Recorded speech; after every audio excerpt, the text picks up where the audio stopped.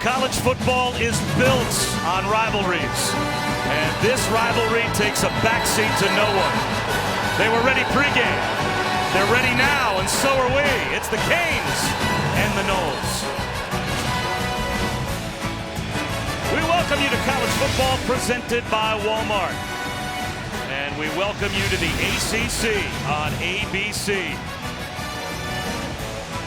One of the rivalry games. If you grew up as a college football fan, you will remember your whole life. It's Florida State and Miami. I'm Bob Wischusen, alongside Brock Ewert. Allison Williams will join us down on the field in just a moment. Can you say electric here at Hard Rock Stadium?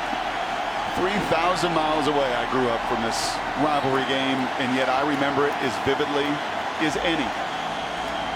The stars, the logos, the passion in this state between these two teams will be on full display for 60 minutes this afternoon.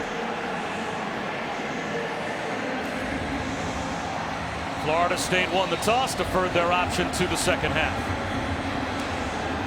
Jeff Thomas, who is like lightning, is back deep to receive the kick from Logan Tyler. E.J. Dallas back there as well.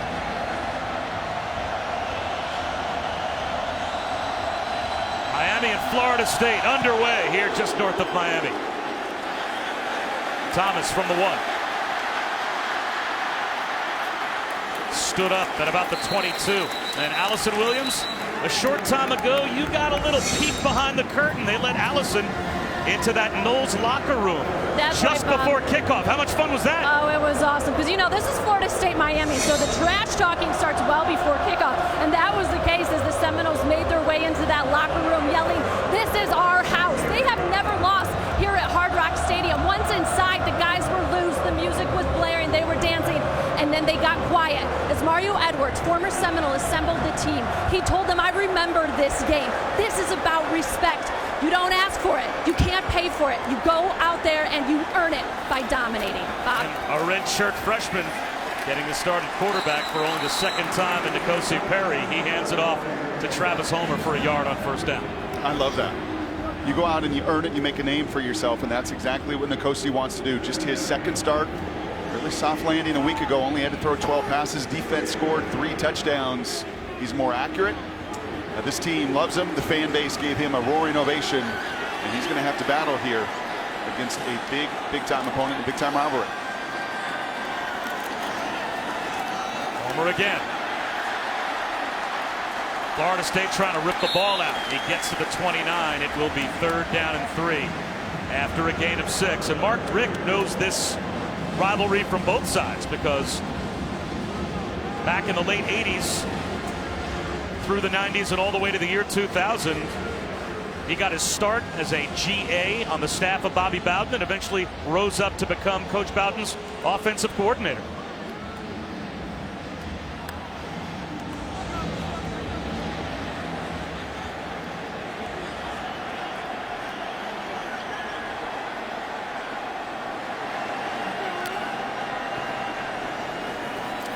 Perry to throw. On 3rd down, the slant thrown behind Jeff Thomas. So the Noles get a stop. 3 and out to start. That's an area that Miami has been so much better this year, is converting 3rd downs. Really struggled a year ago. And many of those were situations like that, just a pitch and catch. The ball on the back shoulder there at Thomas. Could not corral it, and that's exactly what this Florida State defense needed. A defense that has struggled mightily this season. Gets off the field in 3 plays.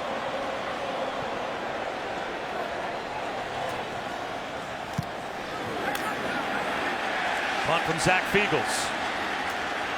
Comes down to the 22-yard line. DJ Matthews gets bottled up. A pretty good field position against arguably the best defense in America, Brock. Well, the #1 pass defense, and they do it at all 3 levels. It starts by winning the line of scrimmage, and you're going to see lots of tackles for loss, lots of stunts and movement from that group up front. Not a sack, fumble, touchdown by Quarterman. And how about the pursuit, man? This is so much fun tape to watch when everybody is flying to the football. Andy Diaz said, yeah, they may have been missed tackles, but not so on our grade sheet because of the effort. And then lastly, and most importantly, if you're going to be #1, you have got to play tight man-to-man coverage. And they love it. They love the challenge of playing press man on that outside. DeAndre Francois starting at his own 42-yard line. Great field position to start for Florida State.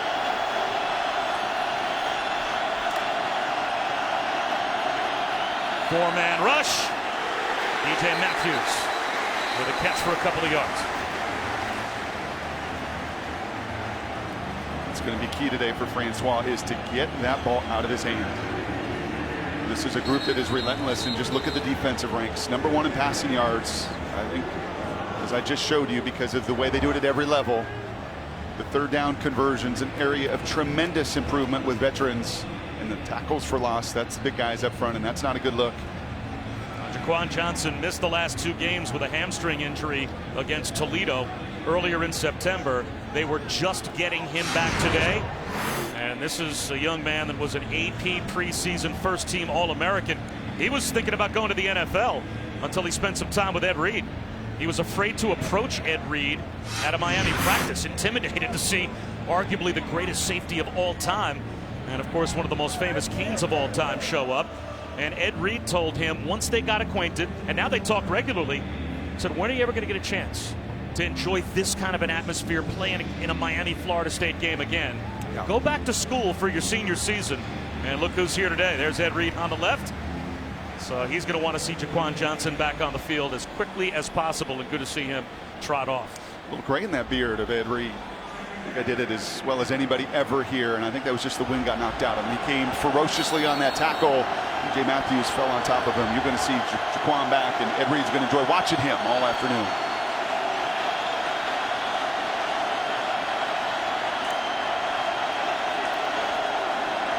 Wide receiver hitch quickly out to Nyquan Murray.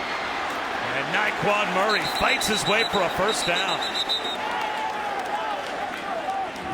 Back-to-back plays, and that ball is out of DeAndre's hands in less than 2 seconds. And you're going to see this kind of tempo. This is what they want to do. Multiple formations. Really feel like DeAndre's gaining in comfort with everything they want to do. Lots of formations and lots of tempo. Quarterback run.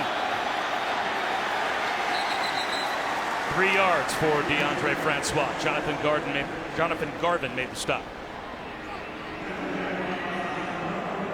Bob, a part of the reason that Florida State has to play with that tempo that Brock mentioned is they have had a ton of inconsistency on the offensive line. This is their 6th different starting 5 that they've used in 6 games this year. One piece of good news, Derek Kelly should be available, so they do have a little bit more depth on a very thin offensive line. And they're trying to protect here on 2nd down and 7. And Francois goes down. So there is the banged-up offensive line surrendering a 7-yard sack. And it was Michael Pinckney, and he's coming in here, and you'll see this from the U's linebackers, a group that has played so much football together. As it is a delayed stunt and blitz, a 4-man rush, and in comes Pinckney as that pocket collapses. I love watching this defense this week. This is as much fun this season as I've had watching any defense in college football. They play together, they play so fast, and man, are they violent. 3rd down and 14 after the sack.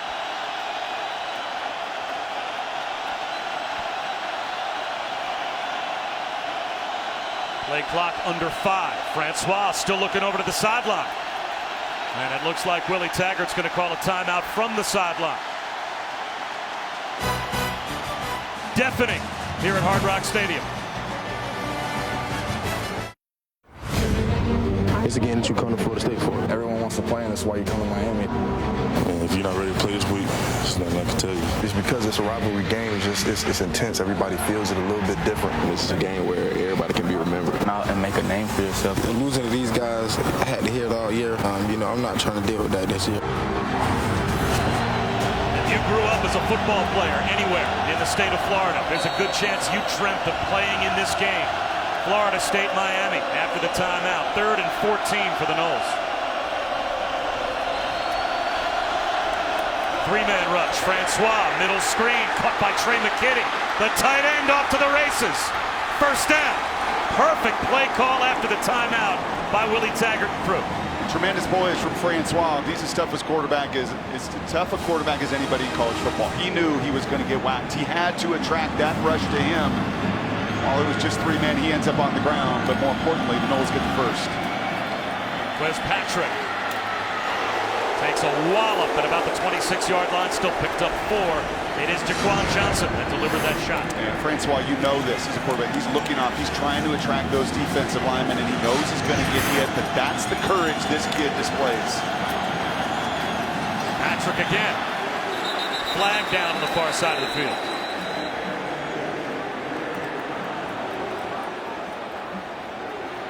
One thing resonates right away, Bob.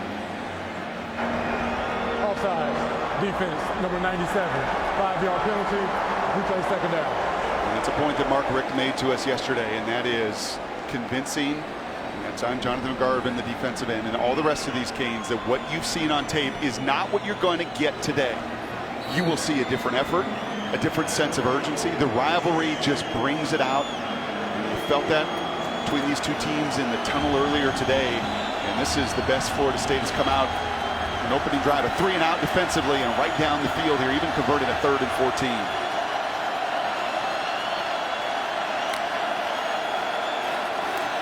Patrick moves the chains, and the Noles are in the red zone. Well, looking at the first 5 weeks of the season, Brock, you can make an argument that in the last 40 years, it's the worst 5 weeks, despite a 3-2 record, that Florida State has ever played. They have been terrible so far this season. As now we've got another injured Cane. That's Gerald Willis, and that is a very important player at that 3 technique inside for the Canes. So we'll step aside and come right back in a moment. Over here. College football on ABC is presented by Walmart. Discover more ways to shop at Walmart today. And in part by the well-connected 2019 MKC. You see the branding over here. The Hurricanes football. That view actually lights up the trim of it. We're going the white light up. You don't have to look right now. You can see the Talk about the proud papa taking us through his baby yesterday. Mark Richt, of course, played at UM and now back as their head coach. Carroll Sofer football indoor practice facility. Hard to believe Miami didn't have an indoor, but now they have one, and all of their offices scheduled to open up in just a few weeks. What a facility it is, and what an opening possession for Florida State with great field position in the red zone, first down. Taking a shot up the seam, bobbled, caught at the goal line. It's a touchdown to DJ Matthews, or check that Keith Gavin if it stands. There is a flag down back near the line of scrimmage. We'll have to check the marker. Offside, defense, number 19. That penalty is declined. Result of the play is a touchdown. So it is a touchdown for Keith Gavin from DeAndre Francois. He was down right at the goal line, and they'll take another look and make sure that he was in. He's in. He just lands right on top of Bandy there. He just can't. The undersized corner, and Trajan's had a fantastic year. And that is one of the matchups that Florida State wanted to take advantage of. Some of their size out on the perimeter. And a tremendous job. And Gavin scoring his first touchdown of the season. His first touchdown as a Seminole. And using that big frame to just get inside, a well-conceived concept. They get in the bunch, they just spread everybody out. He's got the corner on his back, and he never relented. What a shot there from DeAndre Francois. What an opening drive from the Seminoles. Exactly what they needed to do in this building. Biggest play to me, Brock, they called timeout before 3rd down and 14 at midfield, and they come out with literally the perfect play call, the little tight end screen to Trey McKitty. So it goes 8 plays, 58 yards, and this looks like a pretty quick confirmation by replay. After review, the ruling on the field is confirmed. Well, there's no question. You're talking about the #1 3rd down defense in America coming into today. And DeAndre's crew, one of the worst of all the Power 5 schools on 3rd down, and to get a 3rd and 14 to boot, set up that entire touchdown drive.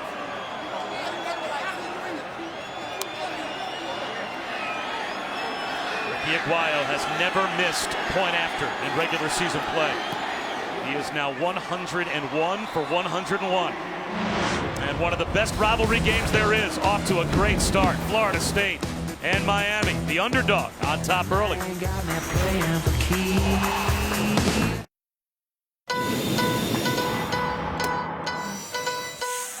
sixth team in the country. Notre Dame's first trip to Blacksburg. These two don't have a lot of history together. Notre Dame knows they're going to face a hostile environment in Lane Stadium. There we go.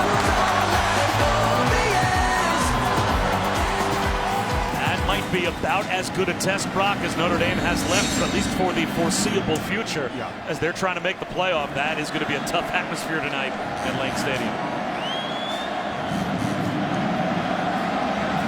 Speaking of tough atmospheres, Florida State handles it extraordinarily well to start as Logan Tyler puts it through the back of the end zone. And Ian Book has been phenomenal for Notre Dame to start his career really this year. We saw him last year. He had a spot start against North Carolina last year and played okay, but not at this level in efficiency. You know, the Bud Foster on the other side is going to heat him up. That they will just in that building and you just feel the noise and the energy. A lot like this place today. A lot of noise and energy. You know, he's going to face a very aggressive defense, which is what, by the way, this Seminoles team has been. And in my opinion, too aggressive. Too many busted assignments. Too many mistakes over the first 5 weeks of this season. If that first drive was any indicator, a little bit more base defense, and you make a redshirt freshman quarterback making his second start, you make him earn it today. Four-man rush, and N'Kosi Perry on time to Darrell Langham, who fights for 9 yards. And Perry last week barely had to even function. He threw a couple of really nice balls, which we saw on tape, but the defense took it away from North Carolina 6 times and scored 3 times. We'll talk about taking heat off of a quarterback, a redshirt freshman making his first career start, when the defense puts 21 on the board. DJ Dallas looking for room, breaking tackles. That is a hard-working yard and a half. It looks like he's got the first down.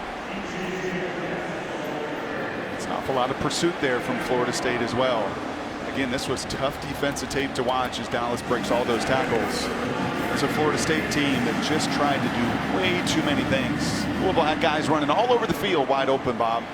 And we're very fortunate that their quarterback was highly inaccurate and were able to pull that game out in the end. But you got to just let the Brian Burns, you got to let some of these athletes, in my opinion, line up, not think so much, not move and stunt and blitz so much. They put their hands in the ground and use their athleticism. Here comes the blitz. Perry in trouble. And the rush gets home for Florida State. N'Kosi Perry goes down. That's a loss of 7 as Marvin Wilson came through. 2.5 sacks on the season now for Marvin Wilson. I like this line stunt. This is old Michigan State stuff, and that's exactly where D coordinator Harlan Barnett came from. I was joking with him yesterday. Where'd all these exotic blitzes come? Because I remember your double A gap blitz there with Sparty that you did time and time and time again, and they get to it. And that time, an excellent job by Wilson to finish off. That Wilson, the #1 D tackle recruit in America when he came here 2 years ago. Only 7 tackles as a freshman last season, but coming on this year. 2nd and 17. They'll run it with Dallas. DJ Dallas, blockers out in front. Dragged down near midfield, flags down, and that might be a horse collar tackle that could add 15 more on. Dontavius Jackson went nose to nose with DJ Dallas, who will stay in the game, but he is shaken up after a 20-yard pickup. There's no foul for a horse collar tackle. The result of the play is the first down. They picked the flag up for horse collar tackle. The only reason they did that is they felt like that tug did not pull directly down, that it's to the side. But they look at that action, and that is a call you make if you pull directly down and that player goes backwards, not to the side. That's the judgment there the officials made.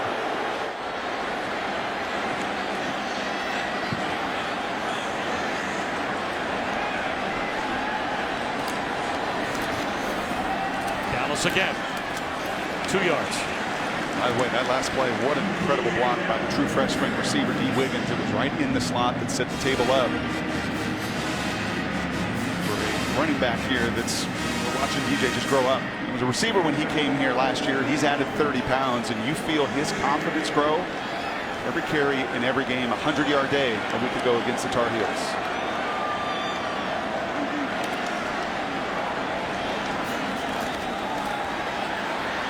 Long throw to the sideline over the head of Jeff Thomas. So now it's 3rd down and 8. That was just late. That's a young quarterback that's looking down the field a little bit, the vertical game. The watching Mark Richt's system. He loves to take his shots down the field, but he will always have outlets, the former quarterback knows. can take that shot, but you got to get to that check down. And that time, Perry just a tick late. He knew it. I think part of the reason he sailed that ball into the sidelines. Awfully big 3rd and 8 here. Just a confidence perspective, I think, for a redshirt freshman quarterback. And the defense on the other side that's not done a good job of getting off the field.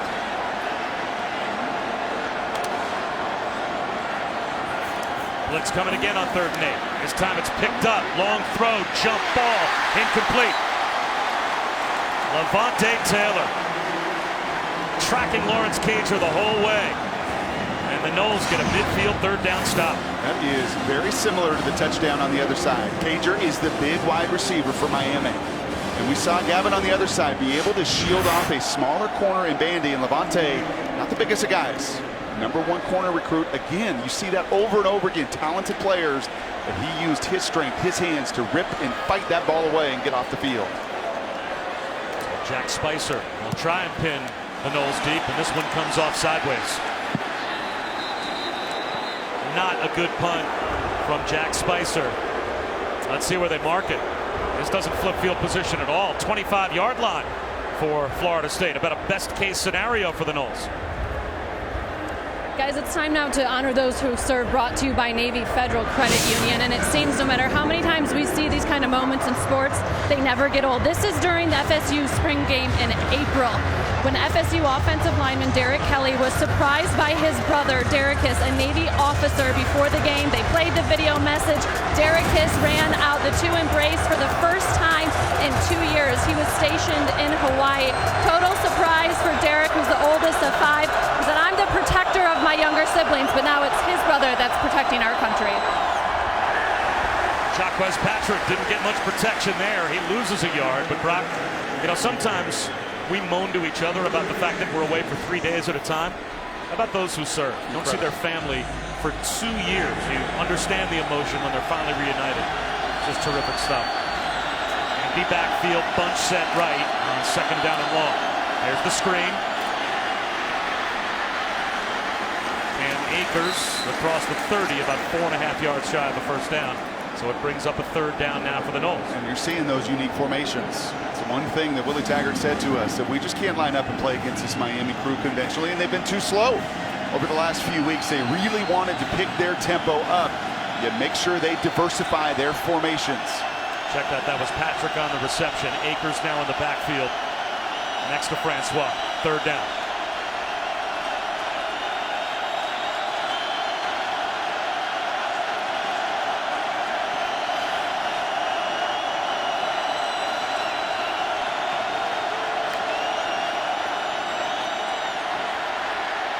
Francois, another 3rd down conversion. It is Cam Akers running a simple little crossing route for 8. That is a tight window. You're watching a redshirt freshman on the other side misfire on a couple throws, and Francois right into the teeth of a senior safety, of junior linebackers, small tight windows. He's on the money. Play action. Francois ducks and goes down. Lost 1.5 yards. It's another Miami sack. And at the bottom of the pile is Joe Jackson again. It's a couple occasions. Other than the touchdown pass, just about everything else has been out of DeAndre's hands. But on both occasions where they're trying to get to that intermediate pass, trying to get down the field, that's now 2 sacks by that Hurricane defense, the best in all of college football in tackles for loss.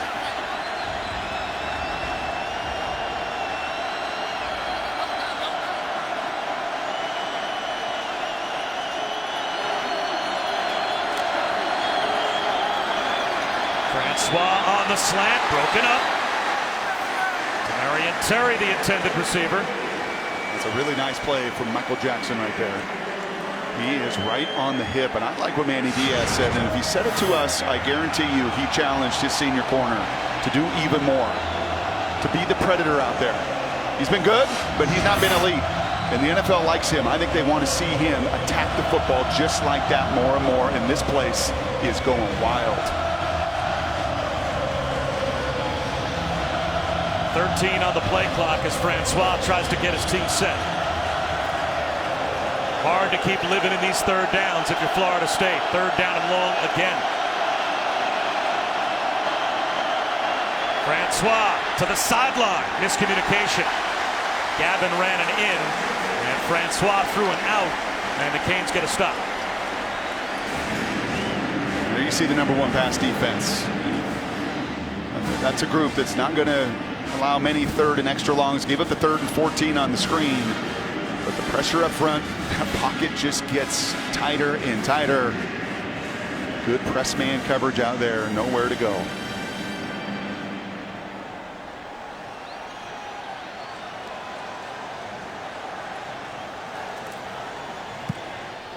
Logan Tyler with a short kick, and this one's going to take a hop.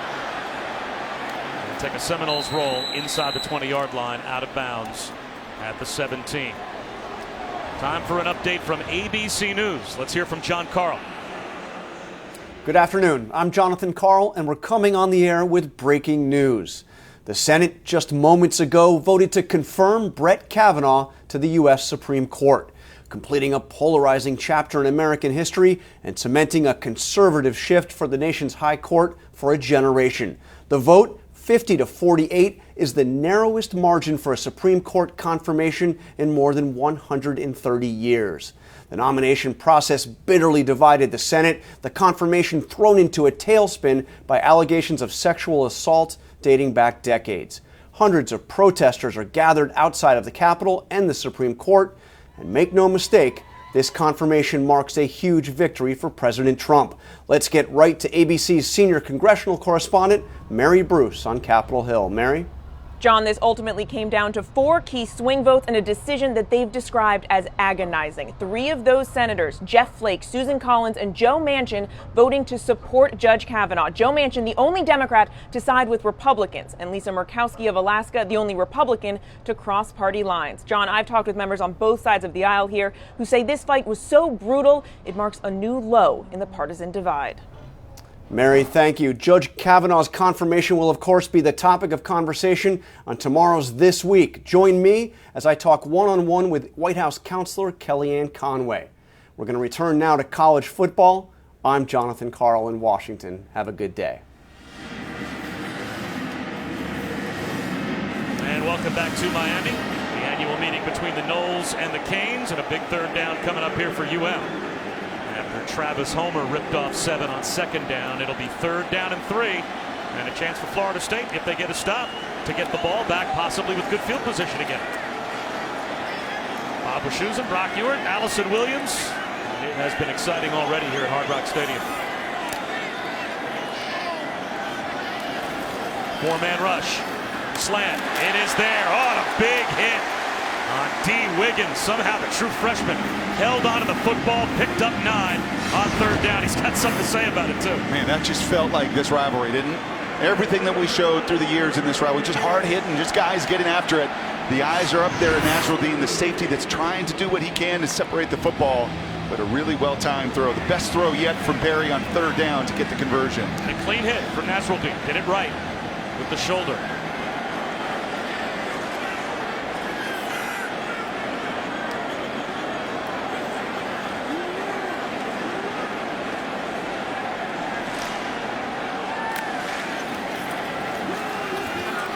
Homer, 3.5 yards. And Nasruddin comes down now from his safety position. And Florida State plays and rotates a bunch of guys defensively. That is now back-to-back hits where he is making an impression. He is the leading tackler. 40 tackles coming into this game for Florida State, and he likes to be active. Trust me, Mark Richt and his staff have watched those last 2 plays. You get a safety that active, you're going to get play pass and a shot eventually over his head. Nasruddin averages 5.5 solo tackles per game, 2nd best in the ACC so far this season. 2nd down and 6.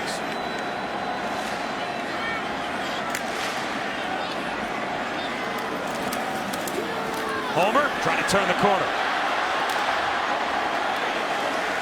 And he is right about at the 1st down line to gain. He picked up 5, looks to be a foot short. Sante Samuel made the stop, so it's 3rd down and less than 1 as Samuel's tapping out. Yeah, he's worse for wear on that. It's one thing to cover 50 yards down the field. I think that's the right move. That's Homer, who runs as hard as anybody in college football. Gets out on the edge. They lose contain. He's got to come and fill. And the true freshman did all he could, but you can tell he's paying for it. Trainers are looking at Asante Samuel over on the Florida State sideline, and it's no wonder. That is Homer that is trying to get out on that edge. That is just full force, two guys.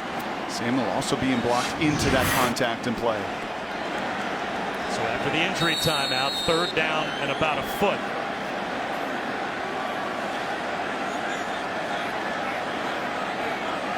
N'Kosi Perry creeps up under center. Quarterback sneak, gets a push, and it looks like he's got the 1st down.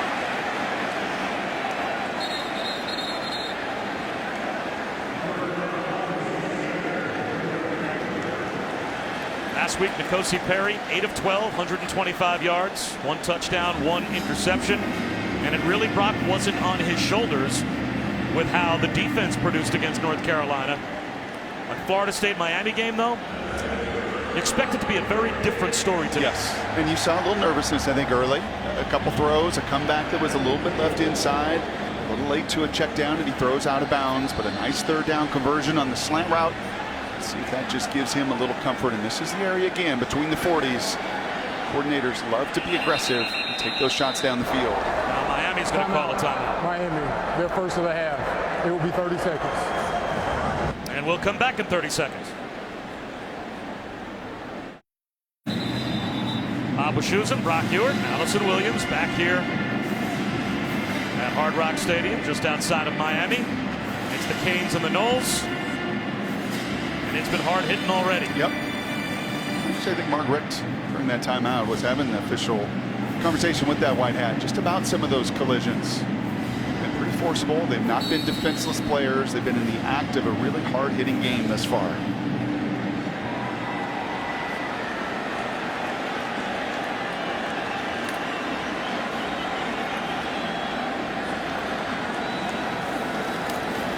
DJ Dallas breaks a tackle. Turned back just shy of the 45-yard line, but that is a 1st down. Bob, this is N'Kosi Perry's 2nd start as he took over for 5th-year senior Malik Rozier, who went 14-4 as a starter. But head coach Mark Richt said Perry gives us a better chance to win moving forward. And we're told Rozier took the news about as well as you can expect. But I've been watching him on the sideline. He's been supportive. He's the first one talking to Perry when he comes over. After Perry checks in with quarterback coach John Richt on the headsets, he talks him through whatever he heard. What he's going to hear right now is he's got 2nd and long because DeMarcus Christmas wrapped up DJ Dallas and threw him back for a loss of 1.5 yards. 1st down defense been pretty good for the Noles today. It's been one of their challenges this season as we tick down here at the end of this 1st quarter. And this is what you and I expected. I listened to the guys on game day today, and every one of them thought this would be a blowout. But you look at it, you look at the film of this 3-2 FSU team that has struggled so mightily, and a Miami team that's been hot. They seem to forget in a rivalry game, and in this matchup in particular, 14 of the last 17 one-possession games. May be in store for that today. Yeah, you walk through the Miami training facility and look at the names up on the wall, and it is one household name after another. So many of them are here today, as Ed Reed has been inducted into the Canes Hall of Fame, and why not? And a lot of his old teammates, a lot of other stars of Miami football have come out to support Ed Reed. They're down on the sideline. And also some luminaries from Florida State as well. There's Derek Brooks, whose son is playing that Sam linebacker spot for the Noles, his old spot. Travis Homer for 4. We didn't even have time to show you all the guys that are down on the sideline. There's Edgerrin James.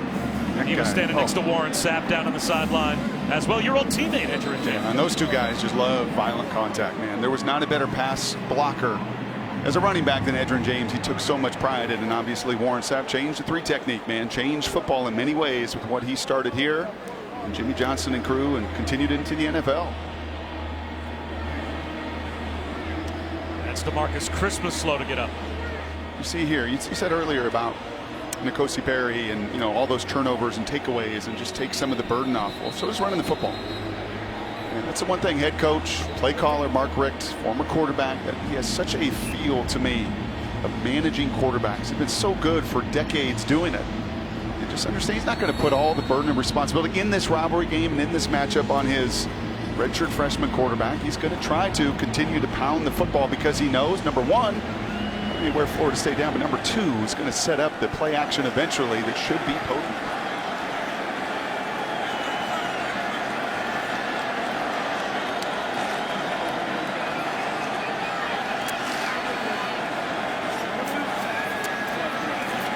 Perry out of the pocket on third down. No one home for the Noles. And he easily cruises for a third down conversion.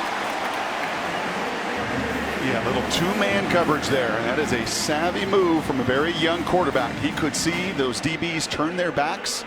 That's one of the new wrinkles that Florida State was going to employ today, to try to play a little more man coverage and not bust assignments. And that time Nkosi was able to see it, have the lane, and make the big play. And for those of you just joining us, welcome to one of the great rivalry games in college football, and we're off to that rivalry game kind of start. Bob Wischusen and Brock Ewert, Allison Williams, and Nkosi Perry trying to throw one down the chimney and gets a flag thrown in the end zone. The true freshman D. Wiggins had a step, and Kyle Myers may have interfered at about the goal line. Let's check.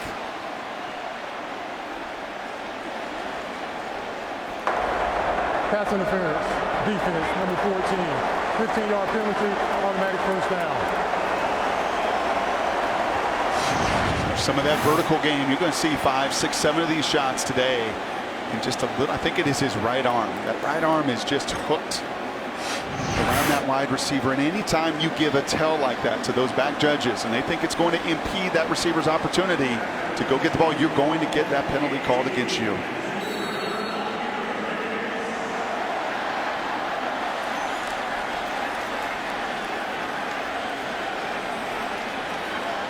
In the red zone, trying for the equalizer.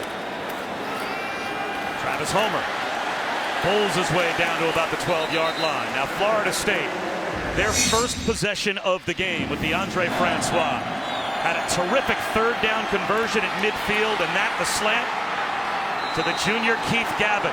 The only points we've had so far. And exactly, Brock, you think what Florida State in this atmosphere needed. It quieted the crowd down a little bit, kind of served notice. Yep. We might be a 2-touchdown underdog, but this is a rivalry game, and we are here for the full 60 minutes. Miami on the other side has just continued to be committed to that run game in early downs.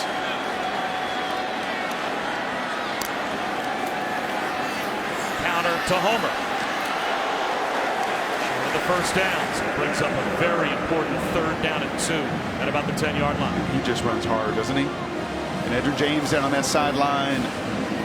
Clinton Portis just watching, and there is so much respect, I think, outside those former players and certainly inside for everything that very dependable running back brings to the table.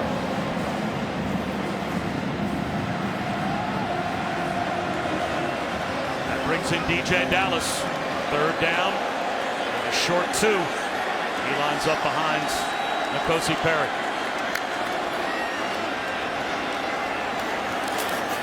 Look at the call. He is driven back, and the ball came out. He may have gotten it back. What a terrific play there. You saw Derek Brooks earlier. His undersized son playing linebacker to Kalen Brooks. He beats the blocker.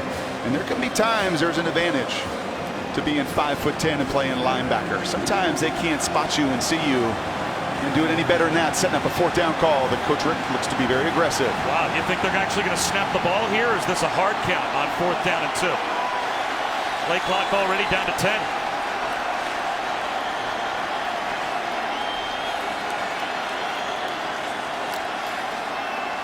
They do snap it. There's the slant. End zone. Touchdown.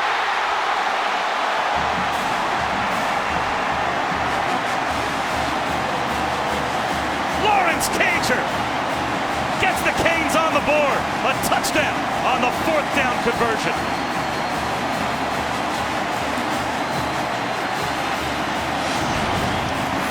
Number 5 on the season, and it's just simple slant route. Just a one-on-one situation out there with Kyle Myers. And a big receiver shakes like that, and he gets that 1-8 shown to a quarterback, even a young one. And a redshirt freshman there is no better sight to see as a quarterback. An easy pitch and catch for Cager's 5th. 34 career receptions now for Lawrence Cager. 9 of the 34 for touchdowns. How about that percentage? How about that call? How about Mark Richt says, I'm not playing for field goals today in this rivalry. I know who's quarterback on the other side. That Francois, pretty dangerous. This effort and energy from the Seminoles, better than anything they've seen on tape. And the 4th and 2, man, that's put in an awful lot of confidence and trust in a redshirt freshman quarterback who loves the veteran receiver getting it done. Let's be revolutionary. Yeah, we can be so much more. Week 5, Monday Night Football. Will history be made?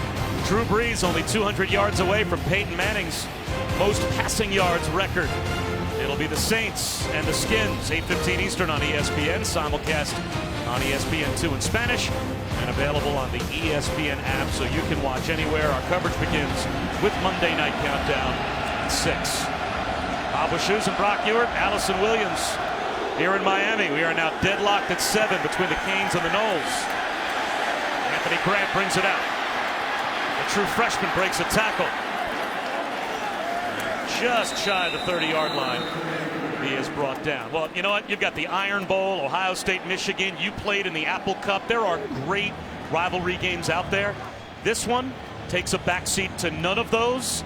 This is one of those games, if you're a college football fan, you just grew up watching. But what is it? Is it the passion? Is it the heat and humidity? Was it the old Orange Bowl? Played at night in the stadium just rocking?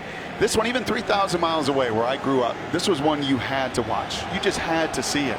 And so many of these players grew up watching this game, and you're feeling it here through the first quarter and a half. Unbelievable passion and emotion, really, from both of these teams. Well, it's got everything. I mean, look at the guys we're showing you down in the sideline. Seems like half the rosters end up in Canton, so you know you're watching great players. They're all from here, so they've all grown up playing against one another, and they genuinely dislike each other. And that penalty goes against the Noles.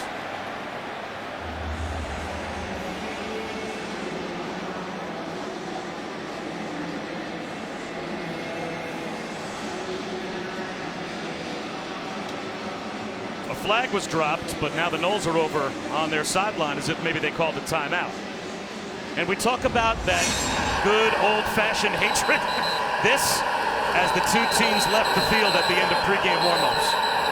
And for Florida State-Miami games, this is like the kickoff. Yeah. I mean, this normally happens. You're going to get plenty of woofing between the two sidelines. And you'll see how close these games have been through all these years. Just some epic battles. And I love what the OC for Miami said, Thomas Brown. He goes, down here, you can't duck from competition.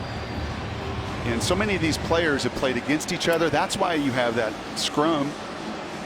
What is it? Familiarity breeds contempt. And that's exactly what you sense. But you just can't hide from competition. You can watch a lot of players all over the country and you try to scout and evaluate. Well, 8 of their games are against nobodies. Not down here, not in these 3 counties where so many of these players come from today. You know the essence of the competitor when you watch the tape on these high schoolers. Now, there's no doubt almost every great high school, especially in South Florida, has a player or 2 on each roster. Cam Akers spins across the 35 out to about the 37-yard line, a gain of 8. Bob, you guys are so right. For some rivalries, it feels personal. For Florida State and Miami, it is personal. I talked to the Seminoles' Fred Jones. He estimated he played with 30 guys on Miami's team. Mike Harley said, I've played about 20% of the Seminoles. They know each other so well, and that's what makes this rivalry what it is. Jonathan Garvin on the stop. And it looks like Akers was just a little bit shy of the first down, so it's 3rd down and short. Actually marked him down basically at the line of scrimmage. 3rd down and a full yard. Look at this formation. Akers again, jump cut, buried by Jaquan Johnson. He didn't get it. No, and I think Jaquan Johnson, a veteran player, looked at that formation, looked at the back-to-back snaps. And I love tempo, I really do. And I understand it when you're outmanned at the line of scrimmage. But that formation, 1,000% said same play, inside run. And Jaquan Johnson didn't even look to the outside. All 3 linebackers were basically lined up on the sidelines. And when you run that kind of tempo, there's only so many plays you're going to run. You just try to run back-to-back inside zone, and you're running an unblocked All-American. No chance. Mark Richt rolled the dice, scored a touchdown on a 4th down conversion. Willie Taggart is not rolling the dice here. on 4th and 1 inside his own 40-yard line in a tie game. He's going to put it on Logan Tyler, and Tyler with an NFL-looking kick. Fair catch made all the way back at the 21-yard line by Jeff Thomas. The Knowles and Canes, just what we would expect early on.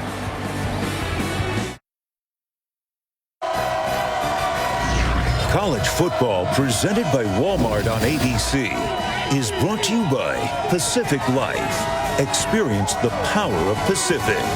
And Nissan, innovation that excites. Florida State and Miami here at Hard Rock Stadium, and they were tailgating early this morning, getting ready for this one. Bob Wischusen here with Brock Ewart and Allison Williams.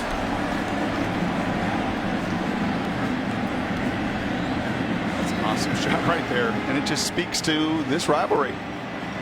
Friends become enemies. That's right. At least for a day.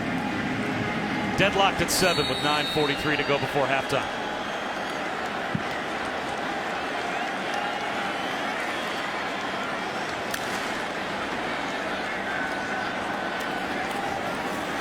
DJ Dallas lost a couple of yards, but the last time the Canes had the football, Brock, they rolled the dice and they scored. Players, formations, plays. How do I get my players in the position? Well, I do it formationally, and I get a safety over the top of tight ends, so I get a true freshman corner to take advantage of. I want my player, Cager, a bigger, stronger player than the true freshman undersized corner. I do it through formations. I get the man-to-man look I want, and ultimately the execution for the 5th touchdown of the season for Mr. Cager. And now Florida State's got those split safeties back on 2nd down and 13. Josie Perry lobs one to the sideline. Mike Harley trying to run under it. And now it will be 3rd down and 13. We asked yesterday, Coach Rick, and the question he's been asked 100 times since he made this move to put in the redshirt freshman Perry. What's he bring you? Well, he brings you a little more movement and athleticism, although Rozier is a tremendous runner. 5 rushing touchdowns this year, but they pointed to his accuracy. And they said he is a more natural, accurate passer. Well, the first quarter and a half, we've not seen that yet. You know, we have seen a bunch of passes just like that one. Good pocket around him, and he's just got to relax a little bit. Most dangerous deep threat on the field might be Jeff Thomas, number 4, the trips to the near side left. He is the middleman towards the middle of your screen. Stepping up and getting out of the pocket is Perry. He's got nowhere to go. Picked up a handful of yards, but after Joshua Kando brought him down, it will be the tackle for loss that gets it started for Florida State, and they get a 3 and out. And there's not many of these 3 and out series, even against Samford, that the Seminoles have put together. They did it to begin the game. They did it right there as you're trying to find a little momentum. This energy and pursuit is unlike what I've watched on tape through the first 5 weeks. And welcome to this rivalry.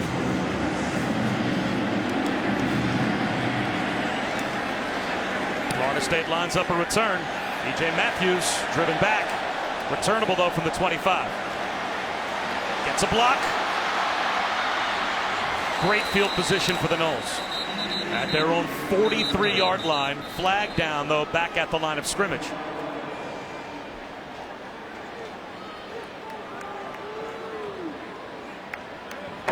During the kick, holding, number 49 on the receiving team. It's a 10-yard penalty from the end of the kick, 1st down. That field position not so good after all for Florida State when we come back.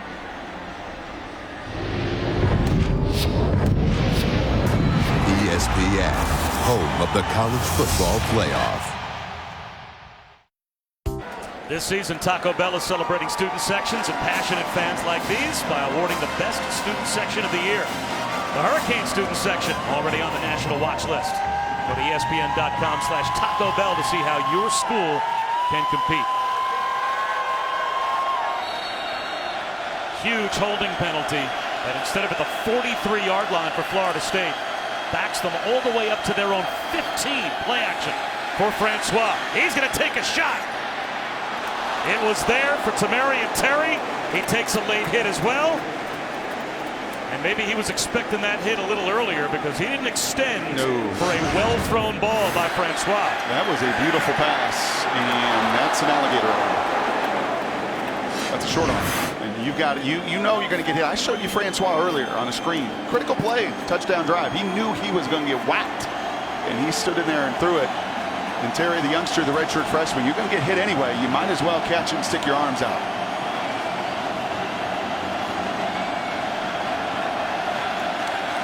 Could have been a big play for the Noles. Instead, it's 2nd down and 10. Amir Rasul finds a crease and picks up 6.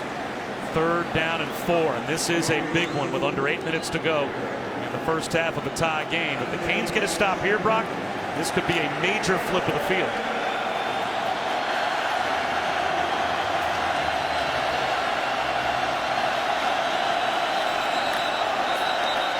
And now a timeout called by Willie Taggart from the Noles sideline.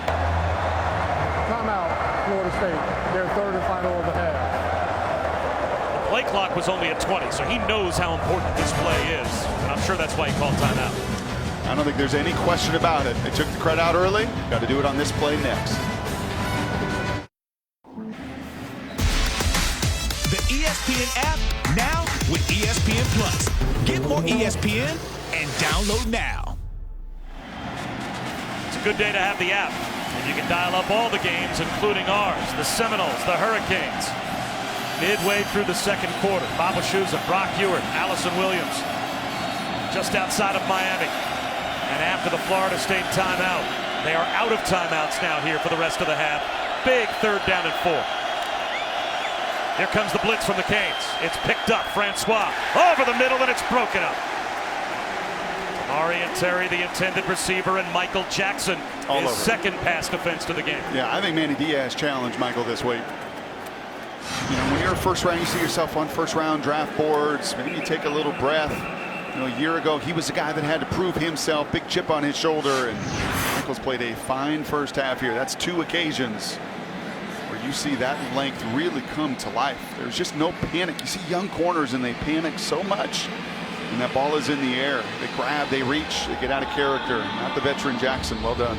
Got another injury. The Spider, Jonathan Garvin, who is an athlete that has freakish balance. That's all you hear the Canes coaches talk about. We talked to Manny Diaz, the defensive coordinator. Said the other day we're at practice, Garvin fell to the ground, and we all look at each other like, whoa, Garvin's on the ground. Said it was probably the first time he had been on the ground the entire season. He just has this low center of gravity. They call him the Spider because he can plant and he never goes down. That's an important injury for us to keep our eyes on. What kind of field position will the Canes now get midway through the second quarter? It's up to Logan Tyler. And this is a good-looking kick. DJ Dallas driven back to his 25. And heading south instead of north. Now he shakes and bakes and breaks some tackles. Flag down. And Dallas is down out at the 42-yard line. Man, he runs hard. That's a heck of a return. 18-yard return, but we have to check the marker. There's a lot of pride in being a running back at this school. Frank Gores, the Edgerrin James, Clinton Portis, you know it. That team room we were sitting in, that Edgerrin James room. Return. Illegal block in the back on the return team, number 53. 10-yard penalty from the spot of the foul, 1st down.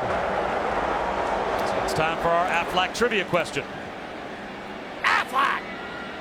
This is a good one. Which 3 teams have had a road winning streak of 5 or more against Miami? Give you a hint. One of them is very close by.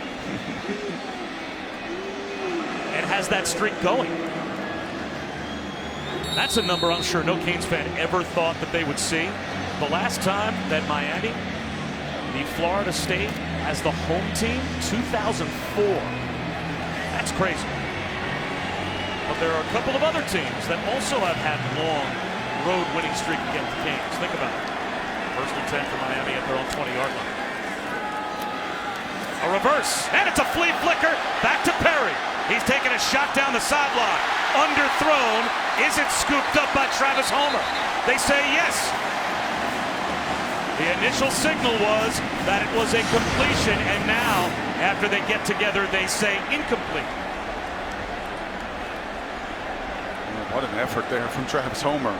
Well played by Levante Taylor, the sophomore cornerback. He's not buying. And you saw both head coaches as coordinators be very aggressive on their first down calls. Ooh, that's close. Do you think he got his arms under the football at first? And the ball never seems to touch after he grasps it to his chest. Initially, one of the officials ran up to spot the football. He was going to rule that a completion. Another official came in, quick conference. They say incomplete, but now replay is buzzed down. They only needed to see one of our replays to say, you know what, we need to take another look at that. I don't think that ball moves. I think you assume it is going to, and talk about body control and effort from a running back on a woefully underthrown pass. And he comes all the way back, he gets his hands underneath it, Bob. And I think you're used to, or you're going to assume that the ball will hit the ground and move. And I don't think it does. It's as if his hands are underneath him right there. And does it move enough and hit the ground right there? If you are ruled by the officials to have control of the football, the ball can touch the ground. So if you're at home saying, oh, I think the nose of the football may have touched the ground, that doesn't make it an incomplete pass. Does he control and possess it there? I mean, honestly, you look at that and you would think it, and you can't do this in this booth. Either our booth or the replay guy is just down from us and assume that that ball bounced off the ground. And they're going to call it stand. I think there is just too much. If you and I are debating this thing back and forth, I think there's just too much question. But what an unbelievable effort from Homer. And the referee did not put his microphone on to make the announcement to the crowd. So all of a sudden he just held up 2 fingers. And that was the signal for it's second down. And that's how they hold up the call that was made on the field. Bad break for Miami. A good break for the Noles. Second down and 10.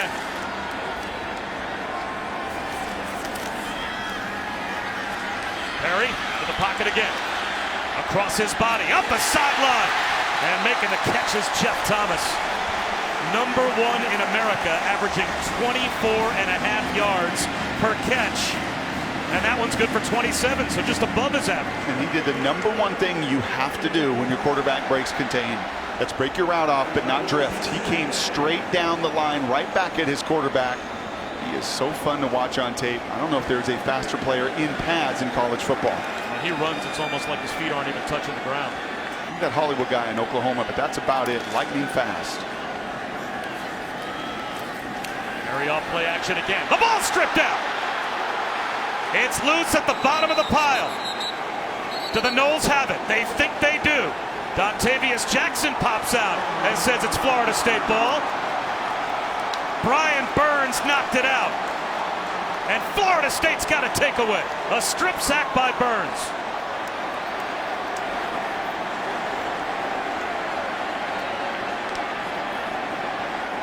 Is the backpack really going to come in this stadium? With the turnover chain, are you really going to pull that backpack out? He puts on the bag. Oh, there it is. The turnover backpack. And the crowd that loves when the chain comes out here in Miami. Oh, they love seeing basically Dora the Explorer pop out on the sideline for Florida State. Great field position, though, for the Noles at the 43-yard line after the takeaway.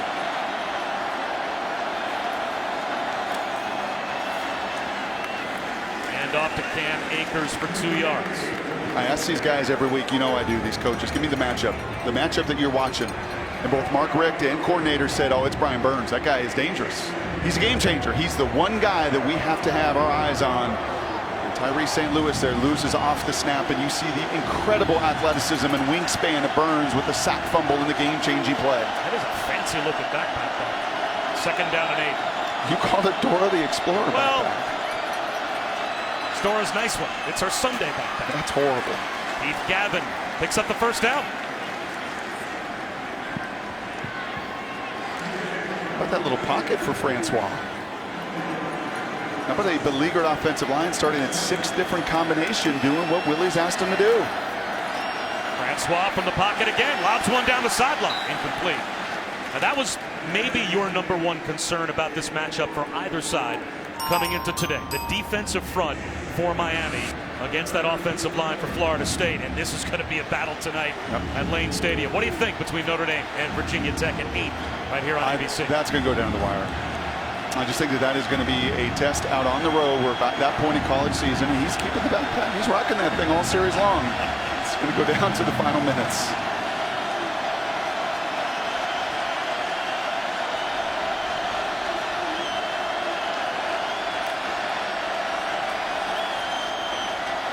Splits off the edge. Francois, quarterback keeper. And he hurdles down to about the 27-yard line. Big third down for Florida State.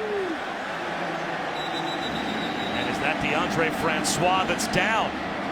Oh, the player that was described to us by the Florida State coaches as the toughest guy they've got on their roster, with the beating that at times he has taken. He's down, and James Blackman, who relieved him after the opener last season, is getting warmed up. And there is the danger of QB run. That is QB power. And coaches love this. Here's a numbers advantage that you can gain by running your quarterback. And you see the pursuit and the effort. The hit there on that left knee. And Francois knew it immediately. That's the knee injury, or the injured knee from last season in the opener against Alabama that knocked him out for the year. He's got the brace on that knee. He's been feeling great this year. You've already seen it in this first half. That guy will stand and deliver. That's the danger, especially with a group like Miami that all 11 pursue and all 11 love to hit. Now, they talked about DeAndre Francois, the Florida State coaches did, about being their toughest player, their most unselfish player, and maybe one of their most influential voices is the backup quarterback. So now James Blackman, a player that they have a lot of confidence in, is about to come out there for a crucial third down. Got 3rd and 5 against the #1 third down defense in America. It's good to at least see Francois getting up and walking as they take him to the injury tent. Expect tight man-to-man coverage. Make it as difficult as you can on the relief pitcher coming in. Tough spot coming off the bench cold. Blackman to throw. A little tunnel screen. Nowhere to go. Cam Akers bottled up. Michael Pinckney. Just look did at the a nice pursuit. job. Just look at the pursuit of these Canes. You want to be great at something on defense. It takes everybody. And that is 4 or 5 different Hurricanes that are flying to the football. They don't play man. That time they get all their eyes in their zone coverage so they can pursue and fly as Aguayo comes on for the field goal.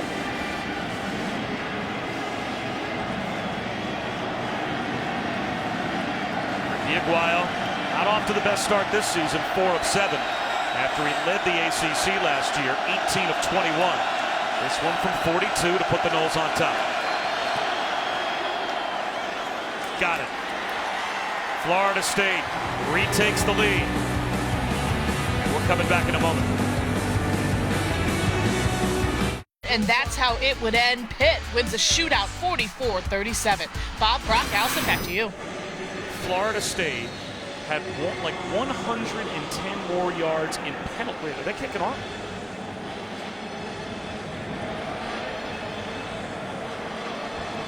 Welcome back. Bob Wischusen, Brock Ewart, Allison Williams.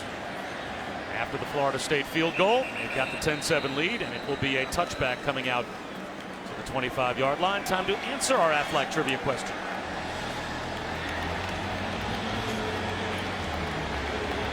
Which 3 teams have a road winning streak of 5 games or more against Miami?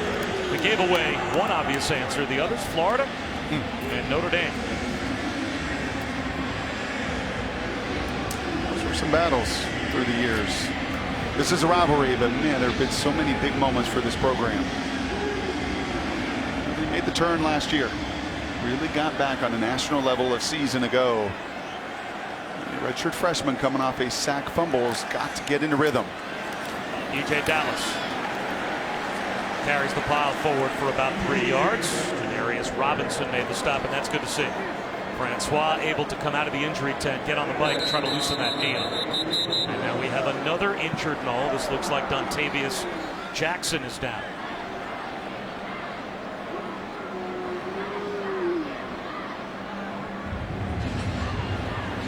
That pile just comes down on him. I think his left ankle gets caught underneath it. These guys have been flying around. We have seen it from the very onset of this game. You know, the emotion and the energy, both staffs knew it. Whitley talked about it in that room with Allison in there. Mark Richt yesterday, he knew that this was not going to be, it's not going to be easy. I like that line from him. It's never easy in a rivalry game. And if you're a Noles fan, that is, at least coming into today, your leading tackler being looked at. So while we have a chance with an injury timeout here in Miami. Let's head back to Cassidy Hubbard with an update. Thanks, Bob. And now for the All-State Mayhem moment. Number 5 LSU at number 22 Florida. And Felipe Franks and Daquan Green, the Gators, with a 14-10 lead at the half. Bob, Brock, Allison, back to you guys. All right, Cassidy, thanks very much. Where have we seen that before? The little fake forward and a pop pass from the Gators. So the Gators right now, LSU, a slight road favorite, but a highly ranked team, having a tough time on the road. We've got a team that could be on their way to another high ranking in Miami, having a tough time at home as the 17th ranked Canes trail Florida State. I sure like what I'm seeing from Florida State defensively. If you put their tape on, it's over 50% pressure this season. And right now, they have done a whole lot more of just trusting that front four, allowing these linebackers to fly around, keeping a safety in the middle of the field, and making the Hurricanes earn it.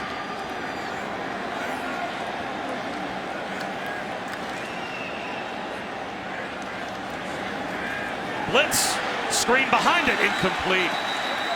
Perry had to rush the throw just a little bit with Brian Burns bringing pressure, and he couldn't find DJ Dallas. What do you say about Garvin Spider? I mean, that's what this guy is. He's a little bit light, about 240 pounds, but that is prototypical NFL.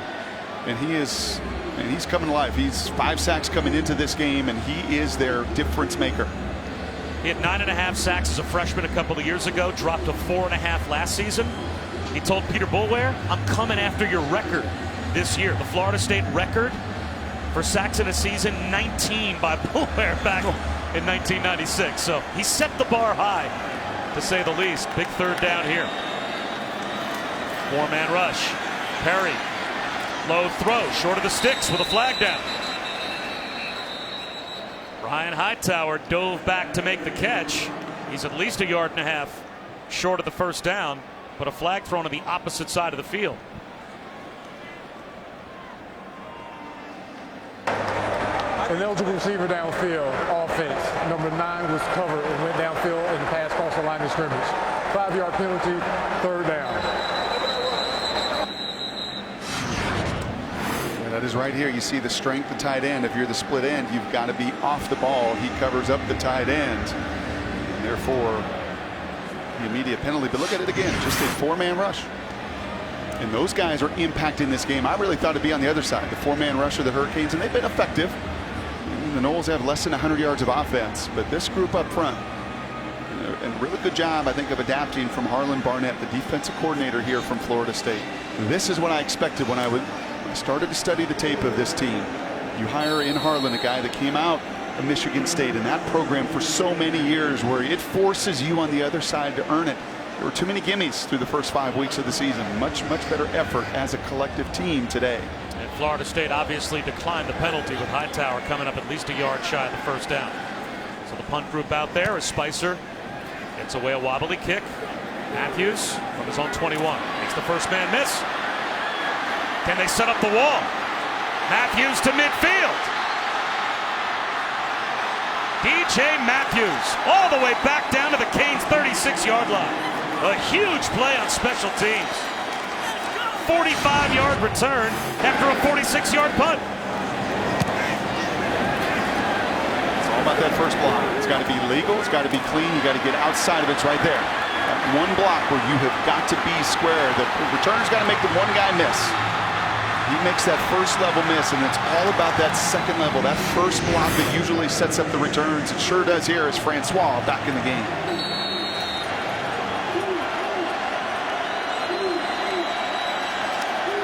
We got a shot. Instead, it's Jaquez Patrick.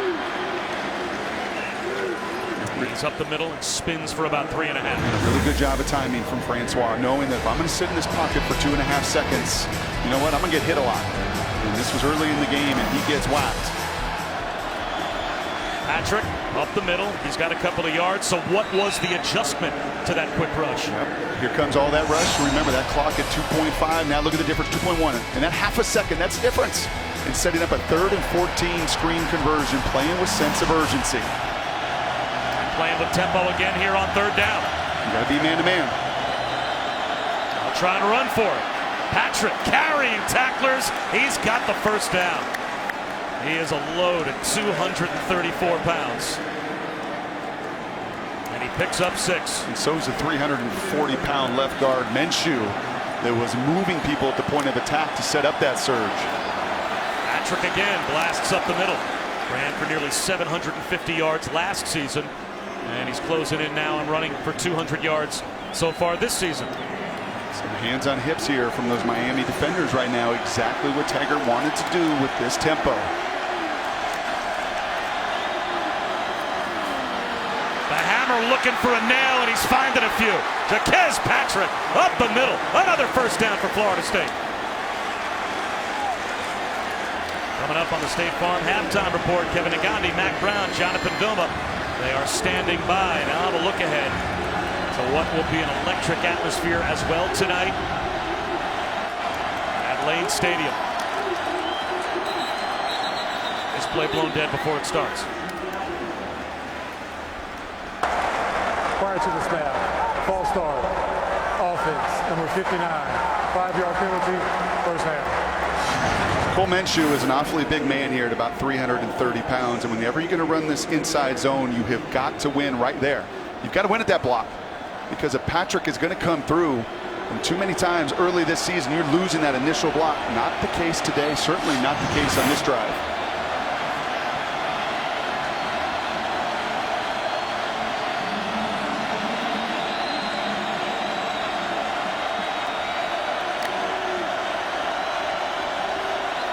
Francois to throw. Looking for the slant. This time Terry's got it. And he's into the end zone. That's a Florida State touchdown. Tamari and Terry from 17 yards out. And the Noles extend their lead. You know what? I was hard on that kid earlier, Terry. Called him alligator arms on a deep shot. Look at this route. He is going to run a 5-yard inside route into all sorts of traffic. And it takes a tremendous amount of courage. Watch him. He is going to be running right into this coverage, right into it. And oftentimes you get whacked on that play in the red zone. That's called not being a repeat offender. Not that mistake earlier of sensing contact, being a little short with the arms. Not that time. At a more critical time, scoring the 6. 5th touchdown catch of the season for the redshirt freshman, and the Noles have a 10-point lead. DirecTV, more for your college football thing. With LSU down at the half, there are currently 2 top 5 teams losing. Peyton Ramsey to Nick Westbrook. Indiana up 17-14 on number 3 Ohio State. Bob, Brock, Allison, back to you. Wow. Ohio State losing, LSU losing, Miami losing in their rivalry game to Florida State. Will the rankings take a major hit? Got a lot of games going on right now that could shake up the top 25.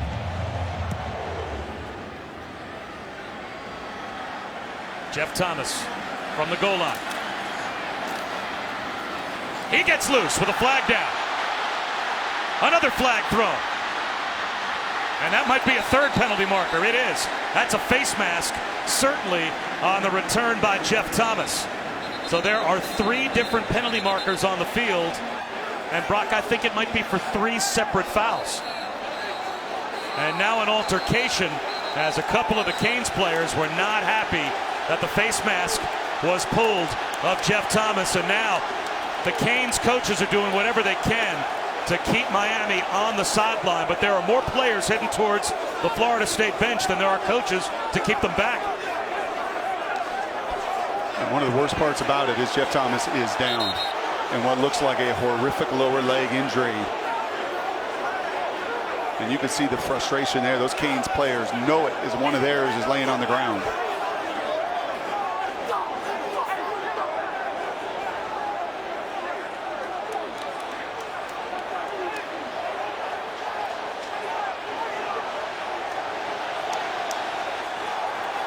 Well, the coaching staffs for both teams do well to keep the sidelines separated. And now more than anything, you got to be worried about Jeff Thomas because he is still being looked at by the training staff. Now he's up, and hopefully he is not badly injured. It looks like he's trying to put his shoe back on, but he also doesn't look like he's putting much weight at all on that left leg.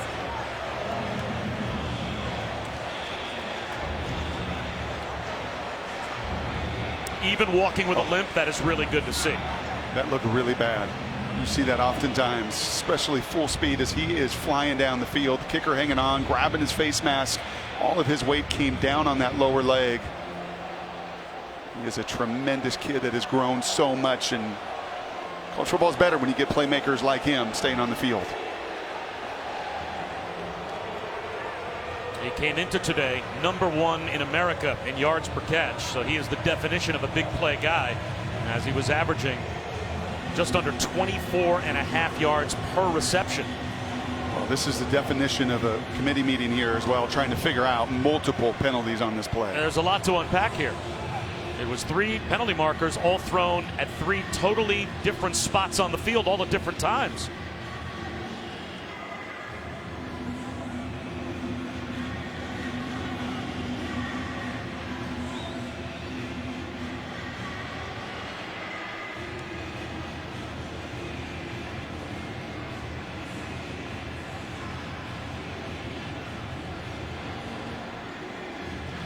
This has significant ramifications too when you look at this much time. During the return, there's fouls on both teams. Those fouls were offset. During the return, holding, return team, number 19. Personal foul, face mask, kicking team, number 21. Those fouls offset. After the play, unsportsmanlike conduct on Miami's bench. That is the first unsportsmanlike conduct on Miami's team. We will replay the kick. So they'll kick off again. And I'm not sure that the officials were given any choice but to issue that post-play foul, because a lot of players from Miami were making their way over to the sideline of Florida State after they saw Jeff Thomas go down with that face masking foul. And then here come the Canes. And thankfully enough coaches got in between the two groups of players that this didn't turn into something a lot more serious and a lot uglier. Coaches, officials, much like it before we kicked off. Right outside the tunnel, and I am glad you were a young, strong, flexible man, Jeff Thomas, because he's in the injury tent, because that looked just at first blush reaction when you're running full speed like that. And punter return kicker there, Logan Tyler, is just doing all he can. And one of the team captains, Jeff Thomas, as there are a couple of 4s down on that Miami sideline, and they are both terrific players. You saw Jaquan Johnson, who was injured earlier in the game and was able to get back on the field, and hopefully the same will happen now with Jeff Thomas. So what does that do here emotionally? You have that moment right there, right? You come off the bench and you're frustrated. It's been a frustrating half of ball, especially I think offensively for Miami, not for Francois and for Florida State. This is exactly the way they could have scripted it. For Mark Richt, he's looking into Kosi Perry right now. A sack fumble, a couple throws, especially on early downs that he has missed. First down average that has really set them behind the chains. A lot to put together. And remember, Florida State got the 3 and out to begin this game, and will get the ball to begin the second half. Now it's not Logan Tyler, as Jeff Thomas is getting on the bike over on the sideline. It looks like to try and loosen up that knee. It is Ricky Aguayo that is out to kick because of the extra 15 yards they get for the unsportsmanlike conduct penalty against the Miami bench. So Aguayo will kick it from the 50-yard line. And are you trying to kick this with some touch and force a return here, since your coverage unit has a 15-yard head start? Now he's going to put this all the way through the back of the end zone. And this might have been what happened after the play was over to Logan Tyler, as he was out there trying to see if he was going to be able to kick off, and he came up lame. So Tyler, while warming up, becomes injured. He's the punter, but he's also the kickoff specialist. That's worth watching in this second half as well. You wonder if Ricky Aguayo or Tommy Martin maybe is going to be out there trying to punt. We'll see if Tyler can get back in the game. 2 timeouts, 1:20 here. This first down play is going to be critical to really setting up this entire 2-minute drive, especially with 2 timeouts in your back pocket. And only the second career start for Kosi Perry, the redshirt freshman quarterback. Dropped ball on first down by Lawrence Cager.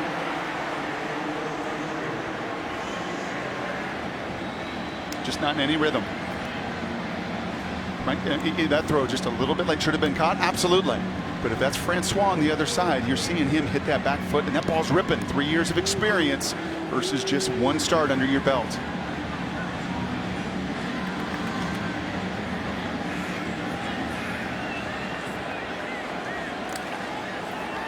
Florida State plays coverage. They rush only 4. Long throw to the sideline, and that one may have dropped in.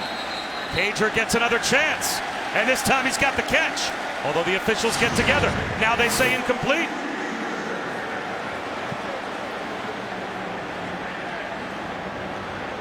Did the left foot land on the sideline as the right foot landed inbounds? Almost simultaneous. How about the right forearm elbow as well?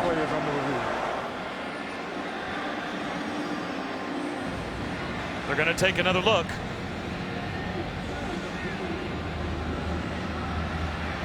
Is that left foot out before the right forearm is down? And the left elbow. Does the left elbow hit on the sideline before the right foot touches? Now it looks like that right tail foot does make contact before the elbow. It's not that right hand. It's got to be that forearm wrist elbow of that right. That left toe or knee. Now that was a big time throw. That is a rush 3, you drop 8, and that is forgetting what was done in the past. Forget what lies behind and press on towards what's coming up ahead. It is so critical for a young quarterback. And that was a tight window. You see that definitively. Ruled incomplete on the field. And we saw this earlier with Homer as well. Yeah, how would you be able to look at that and say there's indisputable evidence to say he was in bounds? It almost looks like the left toe and the right foot touch simultaneously, or almost close to it. And as that left foot comes down to that left side of his leg, he's landing right on the sideline.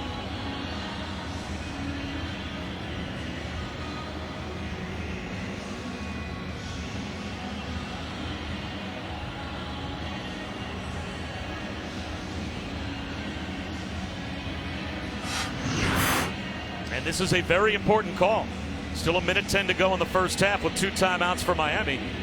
And they would have a first down out near midfield. If they stick with the call made on the field, it will be 3rd down and 10 at their own 25-yard line. And there would still be plenty of time for Florida State maybe to get a stop and get the ball back before halftime. If we're taking this amount of time, it can go both ways. You're continuing to evaluate frame by frame, blade of grass by blade of grass, or it's also trying to figure out time, clock, where that ball is going to be set after that reception from Cager.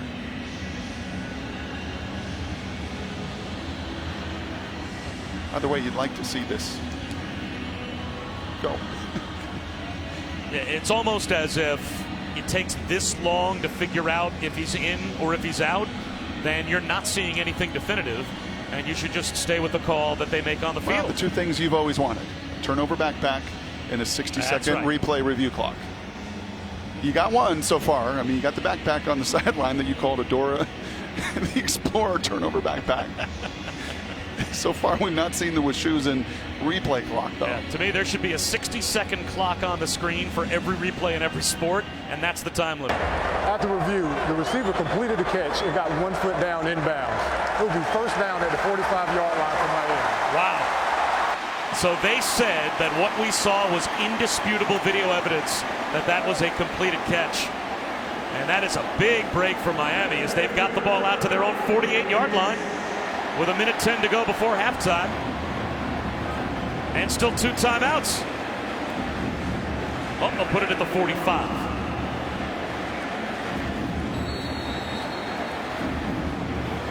That vertical game, we've not seen a lot of those shots down the field, a lot of that based on coverage. Screen. Travis Homer gets a couple of blocks and delivers contact to the Florida State 48-yard line. He picks up 7. Levante Taylor made the stop. 2 timeouts left for Miami. They're going to use one here. One of the most physical running backs in college football, Levante Taylor, the corner, not going to back down.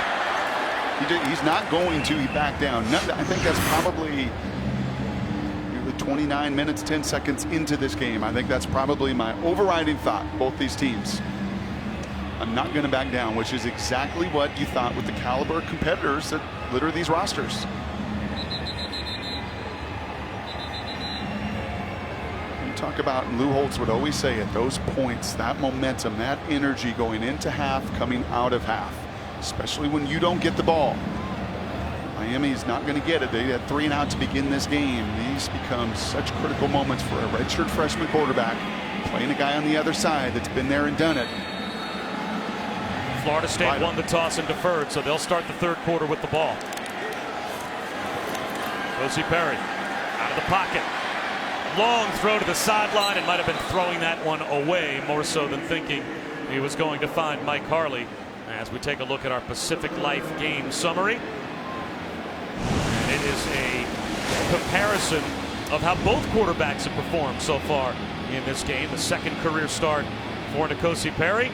And he has pretty much matched Francois in terms of completions and yards. Yeah, but it's been the efficiency of Francois, and I think a bunch of misses, unfortunately, on early downs for Perry. Incomplete for Homer. Third down and 3 with 41 seconds to go in the half. That one again, just a little bit out in front. Check that 4th and 3, pardon me.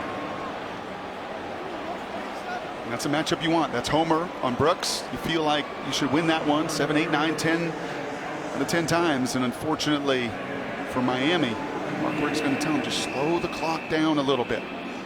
Just everything feels a little forced and a little rush. And Brooks does enough to force a punt. I think Mark Richt just called timeout.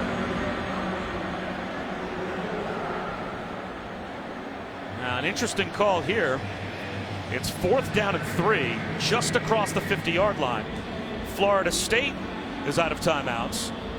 Is there a reason for Mark Richt to call a timeout here that he's just automatically punting? Is this let's think about this for a second. Maybe it's worth going for it on 4th and 3 and seeing if they can get into field goal range before halftime. They scored a touchdown earlier. That's right. Going for it on 4th and 2 in the red zone. Yeah, 4th and 2, you're like, are they going to snap that? Oh, they're going to snap it, not just take the 3 points there in that aggressive mindset. I said then, I think that that's a call you make for a young quarterback to say, I trust you today in this rivalry and matchup. And if you do that here, well, you're trusting not the last 29 minutes where there's been 7 of 17 completions. I think you punt this ball, you get into halftime, you get yourself kind of gathered together and play, for Miami, have to play a much more efficient second half. And again, Florida State starts the third quarter with the ball. That's N'Kosi Perry heading back out on the field. So is this a little bit of a panic move before halftime by Miami? Florida State's out of timeouts, but if you don't pick this up, plenty of time for them to get into field goal range before the end of the half. How about going for it on 4th and 3 here? And very late running out on the field is DJ Dallas. It's a high risk call here. N'Kosi Perry on 4th down on the slant, tipped and incomplete. 36 seconds to go before halftime. And Florida State's got the ball back. Kyle Myers was there to knock that one away. Yeah, and by the way, I have no idea why that's not men downfield. Denzel Boulware, the left guard, was actually in the throwing lane of that slant. I mean, total miscommunication. Players running on the field late. A lineman 7, 8 yards down the field felt like everybody was just discombobulated there. And by the way, that's 4th and 3, and now you're handing the ball over to the Noles at near midfield. If you punt there, Florida State takes a knee. They're starting the third quarter with the ball. They've got a 10-point lead. They have no timeouts left. If you punt the ball there, you go into halftime knowing you are only going to be down by 10. Is this going to cost Miami points? The decision that Mark Richt just made to go for it, because now near midfield, DeAndre Francois is going to attack. And he's going to throw the football. Looking at a 4-man rush. High throw. Terry pulls it in. Climbing the ladder to Marion Terry.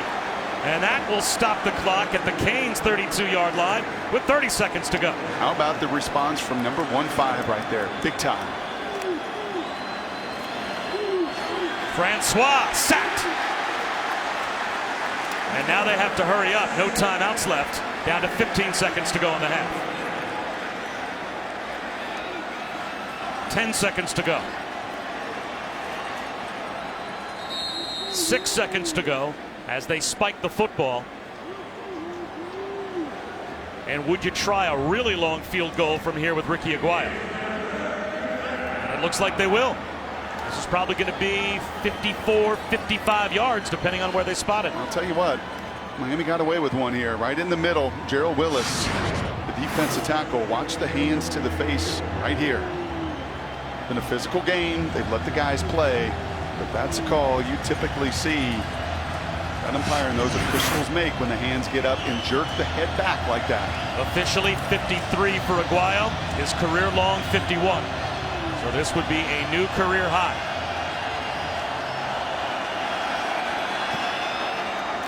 It's online. It's got the distance by plenty. Ricky Aguayo makes Miami pay for the 4th down conversion that they went for and did not get, and it costs the Canes 3 points before halftime. It's a 13-point lead for Florida State. Now the two teams have to crisscross on their way to opposite locker rooms, and with some of what we saw before the game and even during the game, there's a wall of coaches in between the two rosters to keep them apart as they get to their respective dressing rooms. What a half a ball by Florida State. That's the best football they have played by a long shot, and it is not a surprise what's at stake in this game and in rivalry moments. And for Miami, they got to collect themselves. Got to get a young quarterback, and they get a little bit of rhythm. Got to establish that line of scrimmage more. Let's head down to Allison. Coach Taggart, we saw the emotions at the beginning of this game. We see them going into half with this kind of lead on the road in a rivalry game. What do you tell your guys? We got to play smart, and we got to be smart. We're on the road. We're winning right now. We got to play winning football. We can't get into all the jarring and all. That's what losers do, and we got to understand how to win and play like winners. Offensively, how have you been able to move the ball with a piece-together offensive line against this Miami D? Well, our guys just playing for each other and believing in each other, and guys are going out there straining and just playing football the way we know we're capable of. We got to continue to do that. Willie, thank you. Thank you. A surprising score, and if you've watched Florida State this season play in any of their previous games, a really surprising score at the half by 13. State Farm halftime report after the break. Welcome to the State Farm Halftime Report.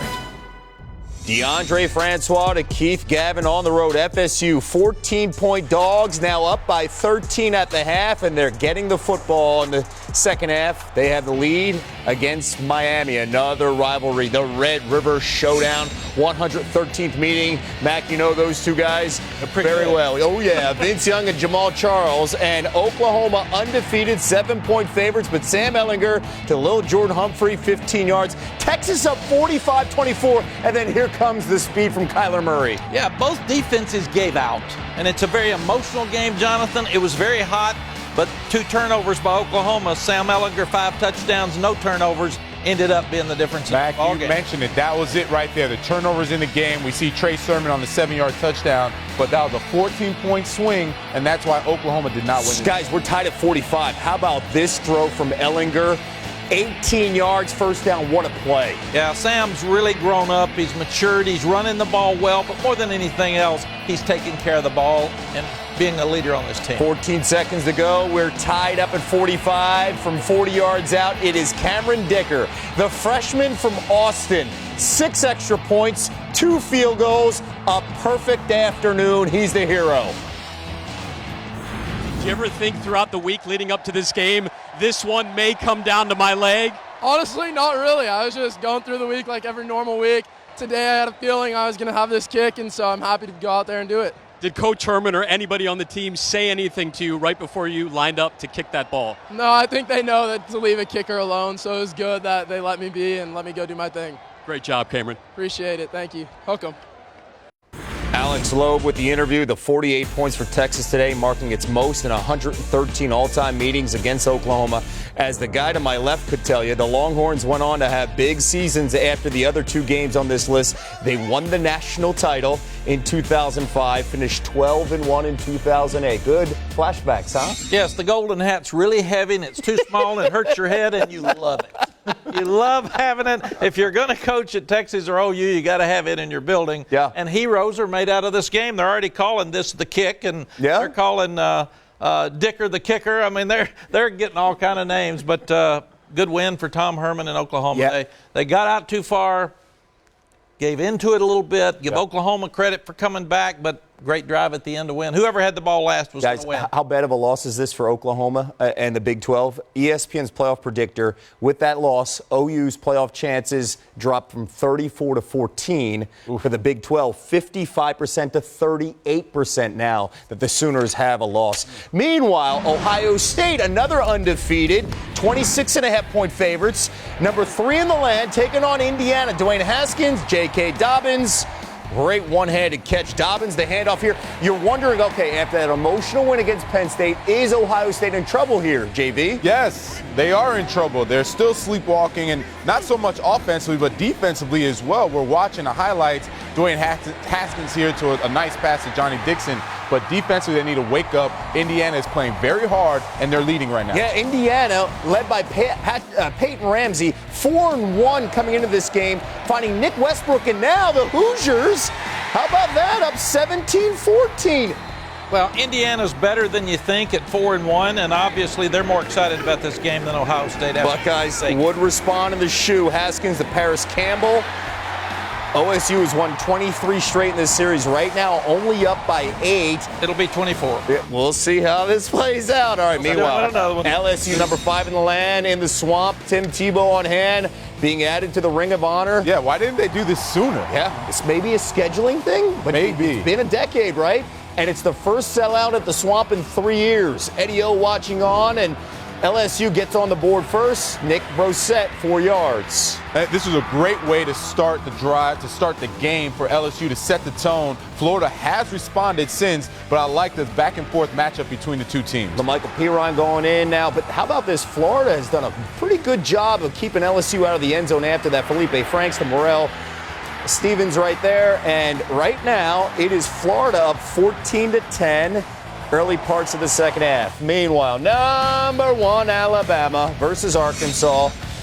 Yeah, both teams didn't have a lot of fun. No, sorry. Only Alabama had He was an Arkansas exactly. fan. You know how the second team and the third team for Alabama had fun because we saw a lot of them on this field because Henry Ruggs, come on, scoop and score off the fumble. Yeah, that's hard to work on in practice and get the bounce exactly right. But the difference in this game is listen to this stat now, folks. 18 touchdowns this year, only 25 incompletions, and no interceptions. It's not fair. That's unheard of. He gets help from guys like Jerry Jeudy just sprinting down the sideline for the touchdown. 78 straight wins against unranked opponents for Bama. They would roll. Meanwhile, number 4, Clemson against Wake Forest. And we saw last week, they got back on track because of the run game, JV. Yeah, this is one of my favorite running backs, Travis Etienne. I love when he touches the ball. Good things happen. Touchdowns happen. They're going to have to rely on the run game and on the defense if they want to make it to the playoffs. And when you have a controversy like you did with Bryant leaving last week, your team steps up. They either split apart or pull together. It looks like Clemson's pulling together and moving forward as a team. Trevor Lawrence are looking very good in this one. How about 173 yards? Right now, Clemson up 35-0. Michigan, they had a slow start after a weather delay, but the offense got back on track. Meanwhile, one of their rivals struggling at home. A shocker. We'll tell you after this. The State Farm Halftime Report is brought to you by State Farm, here to help life go right.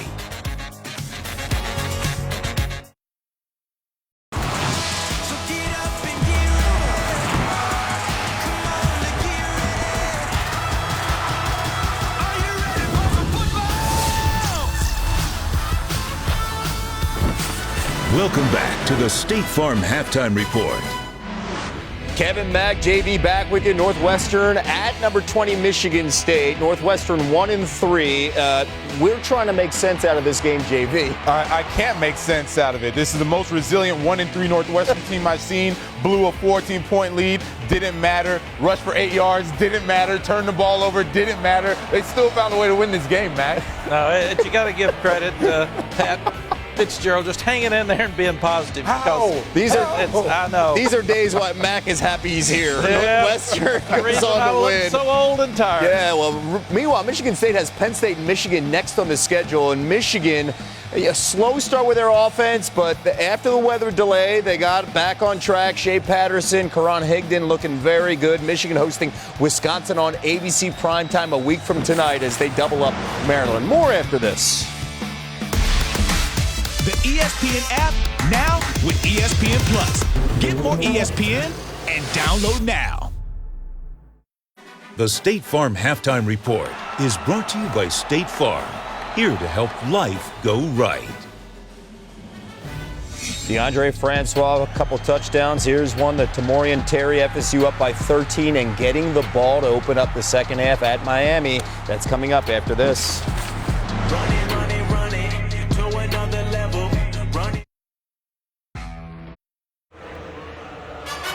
Welcome back to college football presented by Walmart. And welcome back to the ACC on ABC. Bob Wischusen, Brock Ewart, Allison Williams set for the start of the second half between Florida State and Miami. Quickly, a look at our first half stats brought to you by Experian Identity Protection. And Florida State pretty good on third down, and they dominated field position. Yeah, I think that's the big key there. Miami, the #1 third down defense in America, and in a group offensively that really fixed so many of those issues from a year ago. I mean, last year, that was their challenge, especially in these games and losses, is finding third down conversions. And I'm finding a young quarterback that's got to find his rhythm, right? Got to find some of his confidence and belief here in the second half, and that's going to be on Mark Richt and his staff. And they knew it. I guarantee you Mark Richt knew there's going to be some adversity today, especially for a young guy in this rivalry game in this moment. And they had a halftime to try to figure some of that out. We expected a lot more adversity, though, for Florida State. Having watched them on tape, as much as they've struggled so far this season, how surprised are you that they have been this competitive? And not just competitive, but comfortably in front. Field position helps. They've taken advantage of it. They haven't turned the ball over. They haven't hurt themselves with a lot of penalties. And DeAndre Francois can play. I mean, we knew that coming into this game. The single best player in this stadium is DeAndre Francois. He's got the track record to do it. He's beaten these guys, in fact, here a couple years ago. And you see him, I think, playing with a tremendous amount of confidence and getting the ball out of his hands. And then they'll start the third quarter with the ball. And we will start the third quarter with a look at our Pacific Life game summary.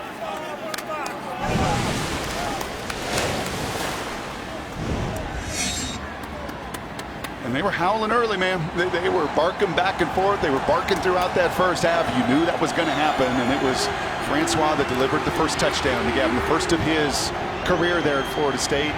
And then Terry's come back. He's got 5. He's got 3 in the last 3 games, and you see the confidence and the connection that Francois played with in that first 30 minutes. And the unsung heroes, that group of 5 up front, I would think, for Florida State. Very surprised at how well their offensive line held up in the first half. Will that continue in the second half? Good pocket for Francois. Tipped ball, incomplete, intended for Terry. Allison? Well, I talked to a very calm Mark Richt at the half. He said his team has to execute better, and they have to focus on doing the little things, blocking better, tackling better, punting the ball with some extra hang time. As far as the emotions in this game that we have seen on full display from the start, he said guys just need to settle down and just focus on doing their job, not get caught up in all that.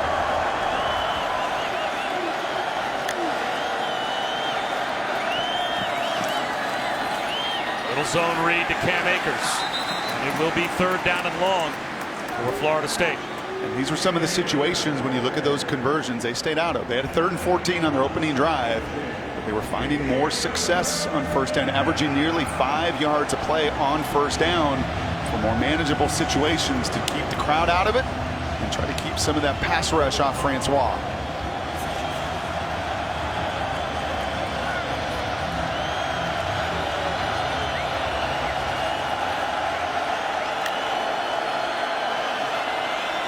Five-man rush to the sideline. Francois incomplete.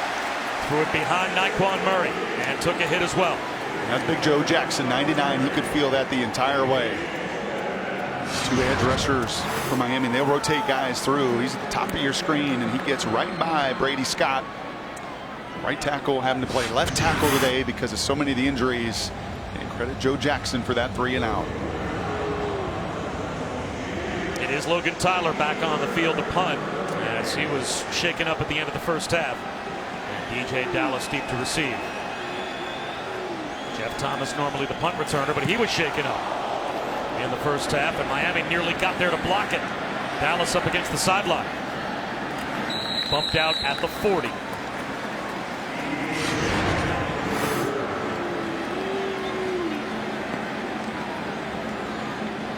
Close to a block. Well, 15 schools all on one network. A new place to call home. It's the ACC network. And it's coming in August of 2019.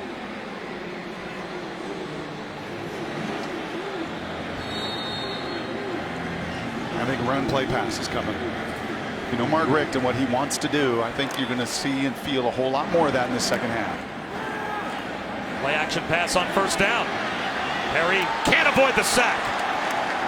Brian Burns takes him down for a 5-yard loss. And that's the first down woes. And I like some of the mix. They've taken some shots on first down. They've tried to run it, a little bit of play pass. But 1.9 yards of play. That's an area where Florida State has so struggled through the first 5 games this season. And you talk to Mark Richt and any of these coaches, get that average on first down, you get behind the chains, and you just make your life much more difficult. And that -5 will only make that number worse.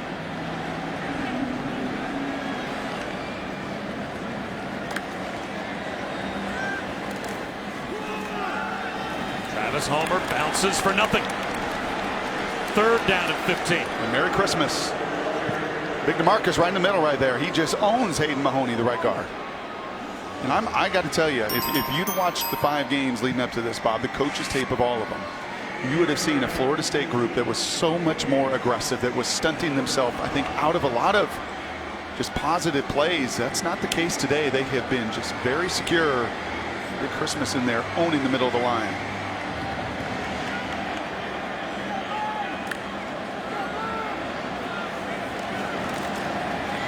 Very well protected, at least for the moment, but then the pocket collapses again. Marvin Wilson, the 2nd sack in this series. And the Canes offense goes limping back to the sideline. Well, it was Christmas, the run stuffer, and it's Marvin Wilson, one of the top D-tackle recruits a season ago, coming right into your living room. Well, that may be a penalty in the NFL. It isn't at this level. Big man. He's made his presence felt today, showing up. Wobbly punt, takes a Miami roll, and fielded on a hop by DJ Matthews. And gets loose! DJ Matthews! Down the sideline. Does he stay in bounds? At the pylon! Touchdown!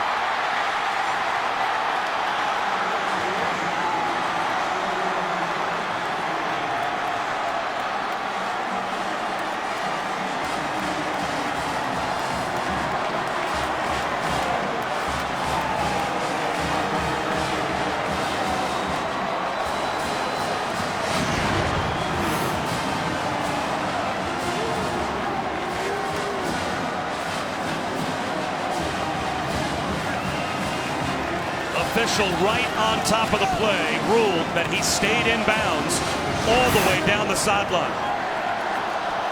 They are shocked here in Miami. The Noles have a 20-point lead. And they've done it in all 3 phases. Sure have. A little okey-doke, a little pause right there. And these Seminoles were ready to play, much to the frustration of the Hurricanes fans. DJ Matthews had a big punt return in the first half that set up the short field and resulted in a Florida State touchdown. This time Rocky does it himself, a little okey-doke at the start of the return. You know how much courage that takes? Because those guys are flying down the field. And Brian Knowles right there is staring at him, and the courage to just pause right there. And you see that in kickoff returns. Maybe it's a little fumble on a return. It just sets everything up, especially when you've got the explosion that he has. Returnable for DJ Dallas from the 5. He breaks a tackle and then gets gang tackled at the 28-yard line. this season. For every field goal and extra point made by participating universities, Allstate will make a contribution to the university's General Scholarship Fund. Thank you to Allstate.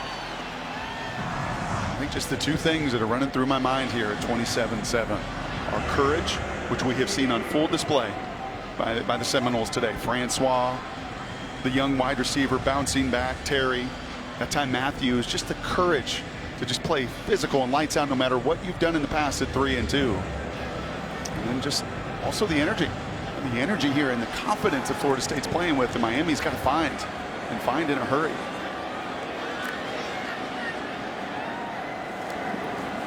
Play action on first down. N'Kosi Perry takes off and gets spun down for a first down. He picked up 11. Guys, this Miami team is getting frustrated. They desperately need a spark, something positive to get the energy up. I've been watching them on the sideline. It's been relatively quiet. You've seen guys frustrated, but they're trying to be positive. And, you know, so often we've seen the defense spark this team. That's what Trajan Bandy's trying to do. He was over talking to the offensive linemen, trying to get them fired up, telling them this isn't over. We can just need one score. We're back in this. Oh, they've got a ton of time as they go play action, or rather a draw play here to Homer. And he picks up 6.5. We got 11 minutes to go in the third quarter. I'll tell you one little spark you made is you made a change up front. You have slid Navon Donaldson, who started at right tackle all year, into right guard. And then you brought in DJ Scaife, the true freshman there, number 51. That is a change after Mahoney got blasted on that last series, to add a little bit of size and strength and ferocity to that side of your line.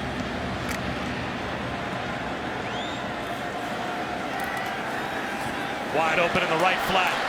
Trayon Gray. And Miami starts to get a little momentum going offensively as they cross the 50 with a gain of 13. And there is so much time. There should be no panic whatsoever.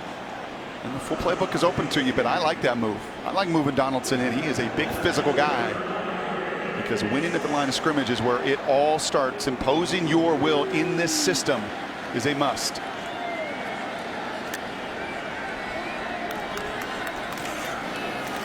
Travis Homer. Caught behind the line and driven back. Lost 2.5. Speaking of driven back, that is exactly where Trayon Gray ended up.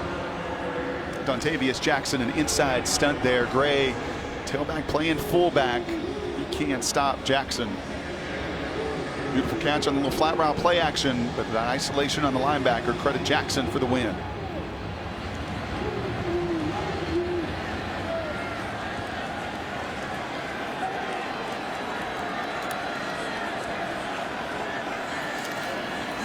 Homer tries the right side, looks to cut it back to the left side, and ends up in a sea of white, garnet, and gold. DeMarcus Christmas comes through for the 10th tackle for loss this afternoon for Florida State, and now it's third down and a mile.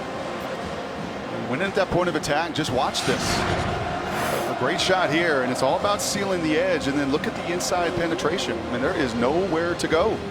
Where do you want Homer to go? There is nowhere to go. It's sealed on the edge, and then you're just blown back 2-3 yards. Seminoles dominating the line of scrimmage right now. Homer picks up 4 on third down and 16, and the crowd does not like what they think is a very conservative play call, but Mark Richt is going to play field position and see if Jack Spicer, the punter, can pin the Noles deep. That call is 100% about what's going on at the line of scrimmage on both of those series. 100% that line of scrimmage being dominated and dictated to by the Noles. Force that play call. The end over end kick. Fielded at the 5-yard line. Not a fair catch by DJ Matthews. And this time the okey-doke doesn't work quite as well as he gets out to about the 12-yard line. Midway through the third quarter, Florida State with the football and a 3-score lead.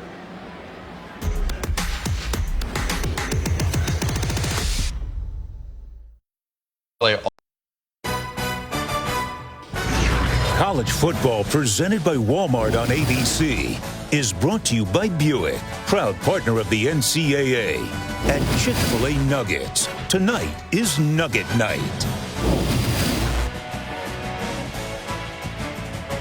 There are have been plenty of moments of disappointment for Florida State fans over the years. Wide right became the two words that most symbolize this rivalry for a long time. That has not been the case today.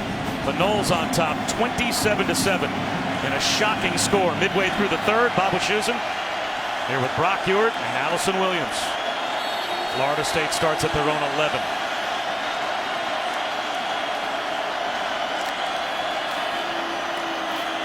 Cam Akers submarines up the middle and has a first down. Just look at the difference. I mean, look at the difference at the line of scrimmage. Look at Minshew. I highlighted him earlier. I mean, you're just winning. You're moving people off the line. Allowing your running backs to get started. Ball tipped up in the air on the wide receiver screen that was read by Jonathan Garvin. And he was that close to a pick six. Spider-Man. He saw that coming from a mile away. We talked about it, Brock, while we were away, how important this series of downs is for the Miami defense after they made the decision to call it conservatively at midfield and punt. You're counting on your number one pass defense, your number one third down defense, one of the top takeaway defenses to make that decision pay off.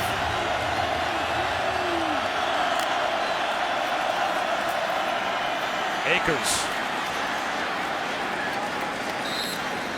To the 27-yard line, maybe the 28, a gain of 4, brings up a big third down.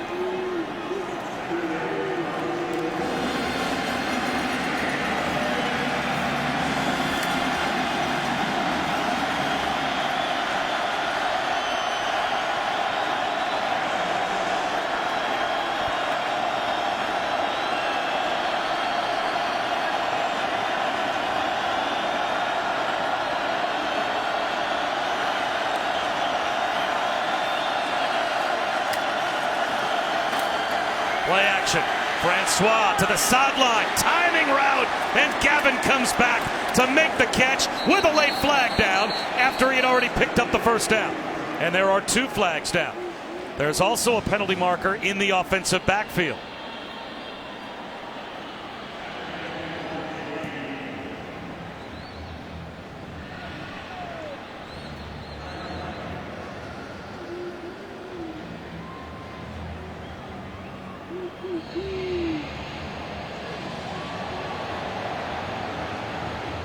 There are 2 fouls on the play. Holding, offense number 74.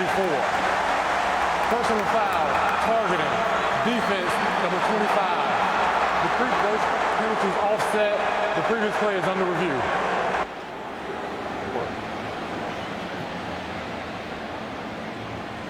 That's Derek Smith called for targeting.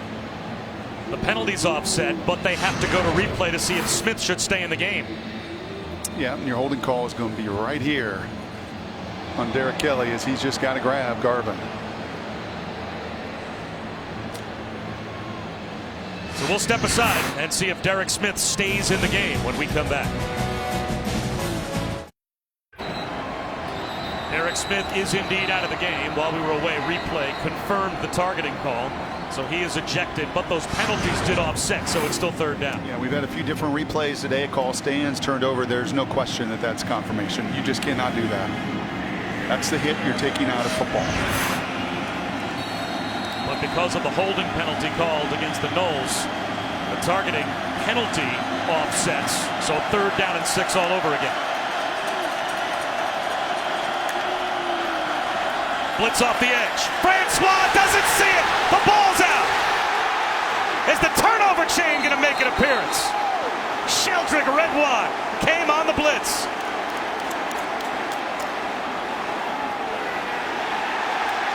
Miami football.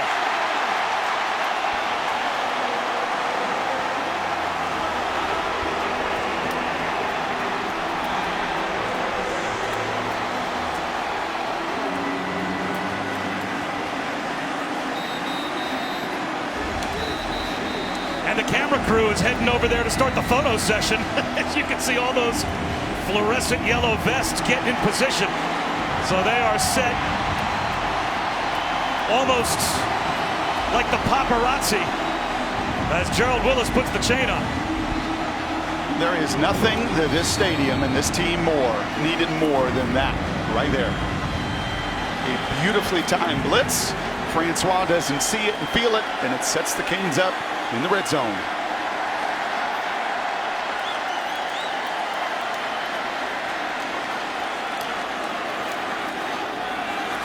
They'll run it with DJ Dallas. And DJ Dallas picks up a yard. And you can hear the frustration in this building. That run game has just netted nothing in first down mess. Look at the blitz. Look at the time. And look, Cam Akers does all he can to knock out Romeo Finley, but he doesn't know Sheldrick's coming right behind. That is well designed, Manny Diaz. At just the time the Hurricanes so desperately needed it.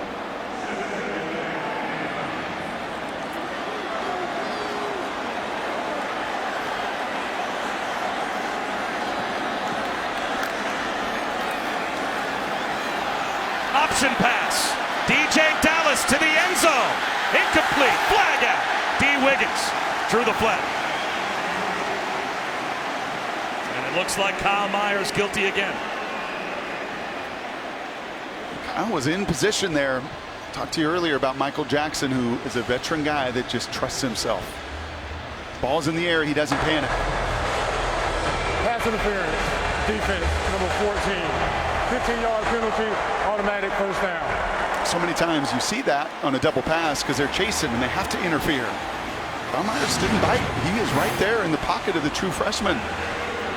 When the ball gets in the air, that is when you just have to trust yourself more than anything. You just can't grab. Once you grab and you turn a player, you're going to get that call against you. First and goal at the 4 in a spot where Miami has to have a touchdown. You kick a field goal here, it's still a 3-possession game. Watch QB draw. Such a big element of their scheme over the last couple years.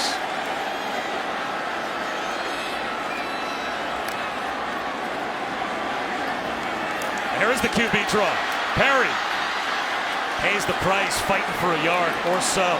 Gets a late push from his teammates, but now the officials say the play is over. And they may mark him down with not much real estate gained at all. Sam Nasruldeen came up and made the stop. And if I knew it was coming, so did Florida State, because that's been such a big part of their scheme. And Nasruldeen, man, he pulls the trigger. He did not hesitate whatsoever as those Knowles were flying. Now, Mark Richt will also call that again. He is not afraid to come back to that well. And it's really a numbers count read for the quarterback.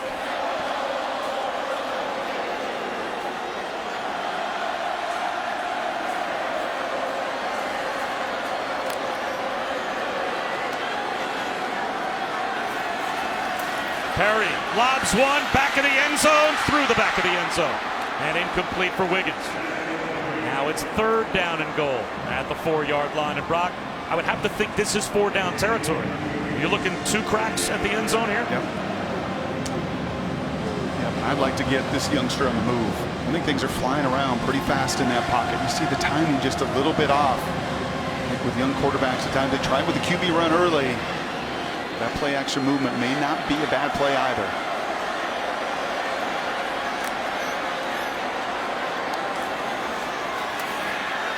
Another lob for Cager. Broken up. Now it's 4th down. Asante Samuel was there. Yeah, the true freshman from St. Thomas Aquinas. His pops, again, watching. We've called his name a bunch of times. And you know what he did there? He didn't allow the big body to box him out. If you're undersized, then it's all about your timing and ripping that football away. Do not let that big man post you up. That's well done. Again, a field goal, and you're down by 17. Still down 3 scores. So Miami knows they've got to have a touchdown going for it on 4th down. Another lob for Cager. Does he have it this time? A wrestling match for the football. And Cager wins it for a Miami touchdown.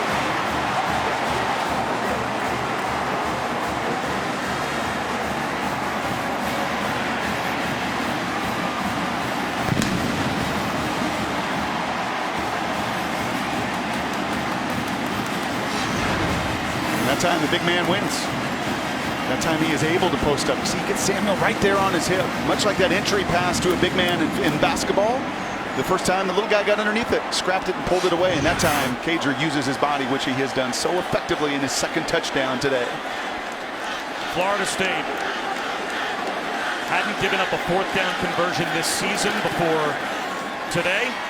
They have given up 2 touchdowns, both on 4th down conversions. And that's the only reason Miami is in the game. And we've got flags thrown after the point after attempt.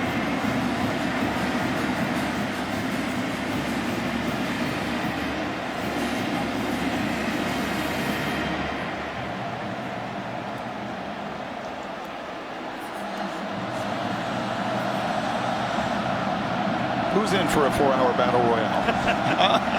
My goodness. And listen to this stadium. That turnover chain has been so instrumental in so much of the success around here over the last couple seasons. That sack fumble, enormous. This must be a penalty against Florida State because Mark Richt is having the options explained.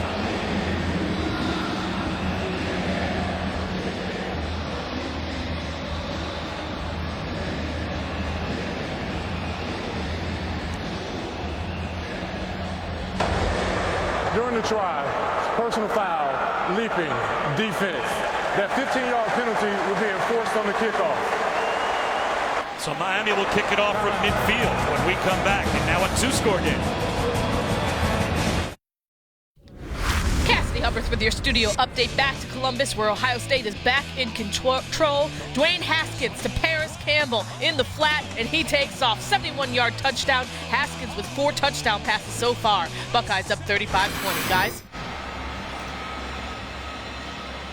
All right, Cassidy, thanks very much. Florida State has been in control for a good portion of this game. But another touchdown scored on a 4th down conversion by Miami, and a personal foul for leaping on the point after attempt. So here's the kick from midfield. This is going to go right through the back of the end zone. Bob Wischusen, Brock Ewert, Allison Williams here at Hard Rock Stadium. And tomorrow, Sunday NFL Countdown at 10 a.m. Eastern on ESPN. Odell Beckham sounds off on the Giants' 1-3 start. Why their game plan isn't getting him the ball enough. Plus, A-Rod and Patrick Mahomes discuss how A-Rod's influence helped a young Mahomes reach the big league. Sunday, NFL Countdown, 10 a.m. Eastern on ESPN. Players feast off that turnover chain, and so does this crowd.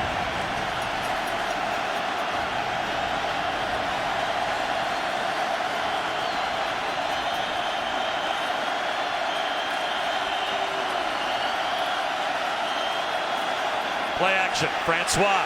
Happy feet in the pocket, and down he goes. Pat Bethel.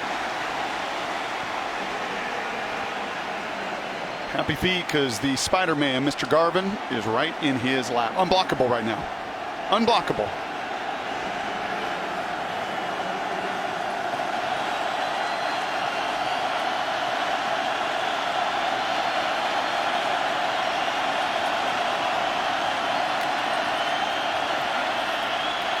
Middle screen, and it's intercepted!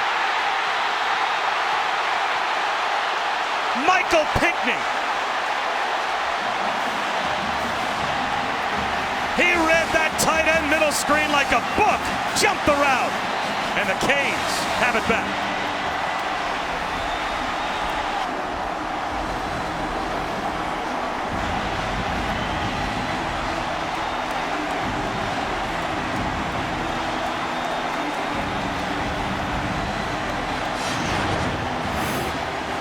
He read the guards, and then he read the tight ends.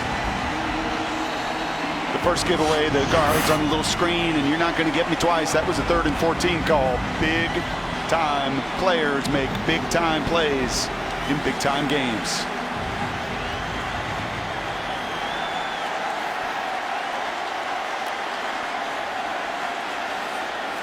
N'Kosi Perry lobbing one for the end zone. Jeff Thomas, touchdown!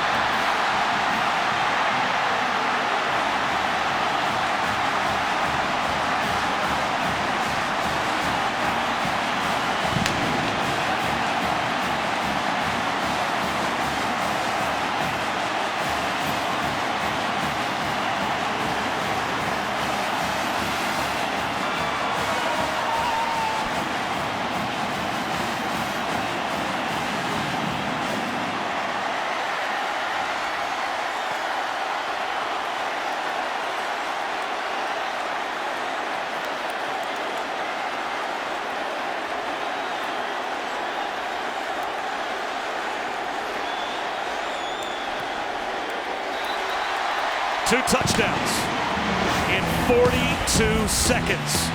And the Canes with the pick. The turnover chain reappears. Jeff Thomas. We got a 1-score game. Back in 30 seconds.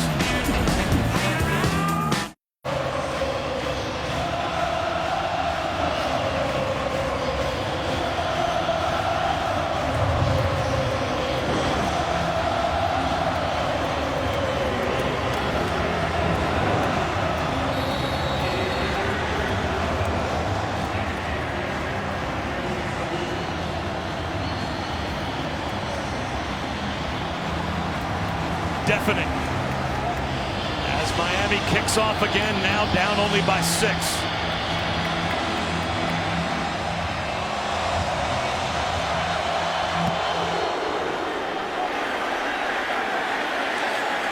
Anthony Grant will take a knee. You can stream college football all season long on ESPN Plus. Start your free trial today by downloading the ESPN app or visiting ESPNplus.com.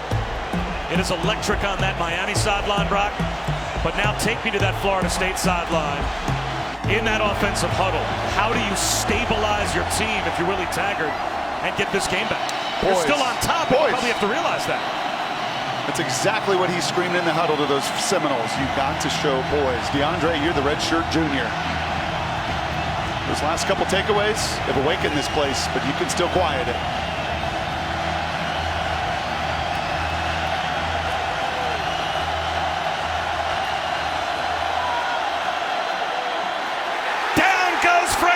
Again.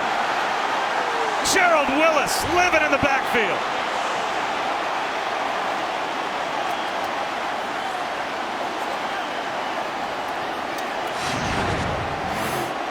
It's been a little bit more of the guys on the outside, Jackson and Garvin. But Willis wants to join the party. After all, he's #1 on this team in tackles for loss.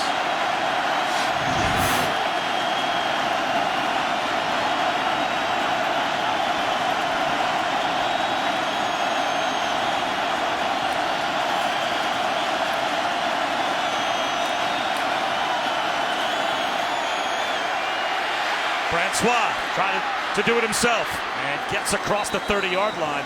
That's a good run by DeAndre Francois. He's about 3 yards shy of the first down.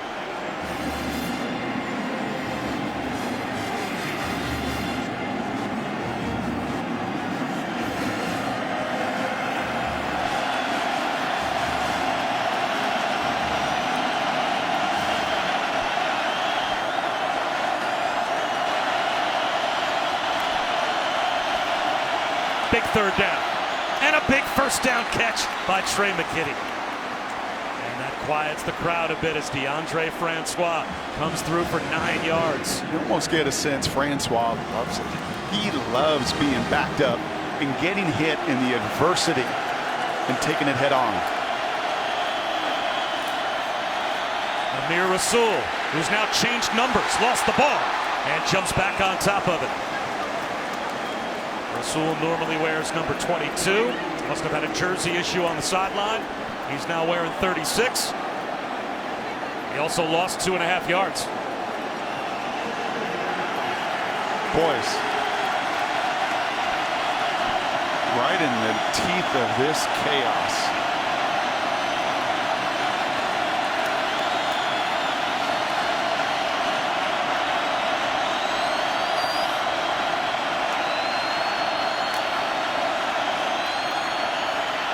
Francois, long time to throw over the middle. And a flag thrown from the secondary for the hit. Naquan Murray was laid out by Jaquan Johnson.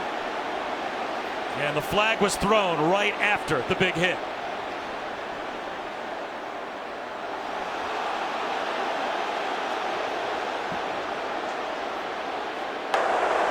Personal foul, targeting, defense number 4.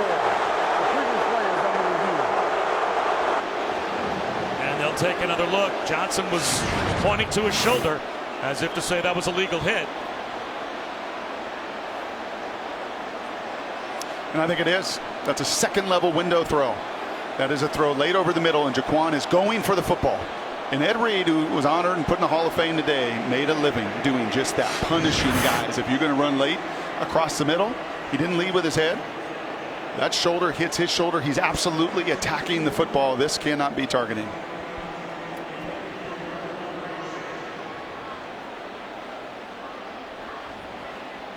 And it is a huge call because not only would Miami lose Jaquan Johnson, but rather than it being 3rd down and about 13 on the incompletion, it would be an automatic 1st down and a 15-yard foul going Florida State's way.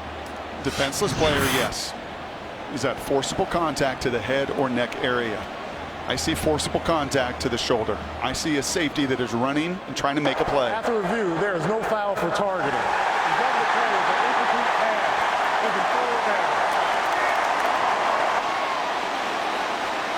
Obviously, the replay booth saw the same thing you did. Yeah. And I can understand it from a back judge. That thing happened so fast back there, and the reaction in that player and that receiver, that defenseless player, they got it right in the booth. And this stadium's got it right with this kind of noise. Man, this is unbelievable. 3rd down and long.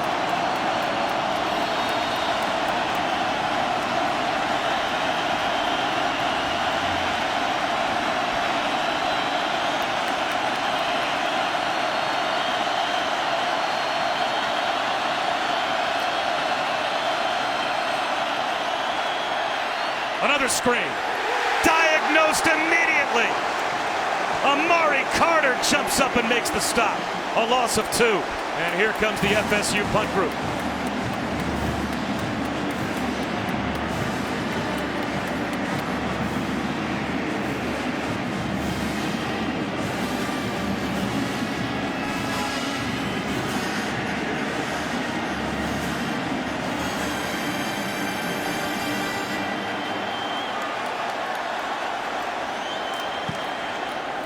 Wobbly kick to the sideline and short as Logan Tyler did not hit that one well.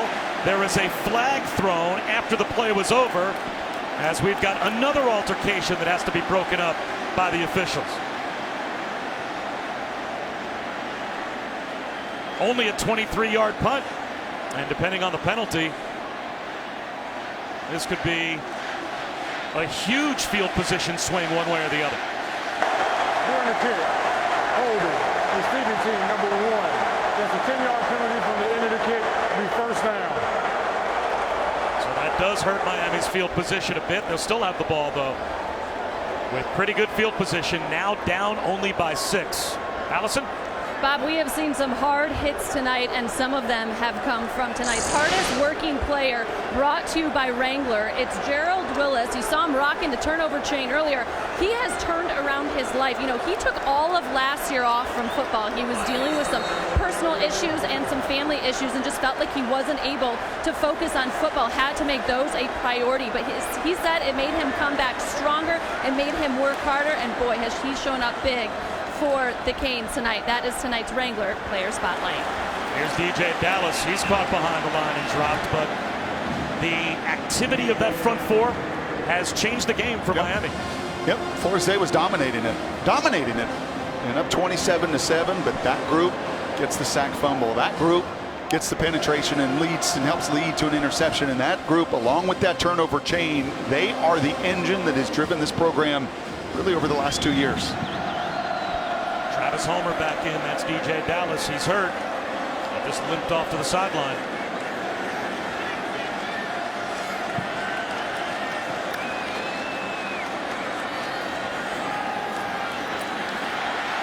Now it's the front 4 for Florida State getting home. Frederick Jones with a sack of N'Kosi Perry. And if you're Frederick Jones and you're that Seminole group, I assure you on the sidelines, they're saying, we're good. We're still up. Right? We've dominated this game when we've gotten our opportunities defensively. I know the short fields have hurt us the last 2 times, but once again, imposing their will, a number of those Noles on that defensive line. We still have a quarter to go. Whew. Amazing. 6-point lead for the Noles as we head to the 4th.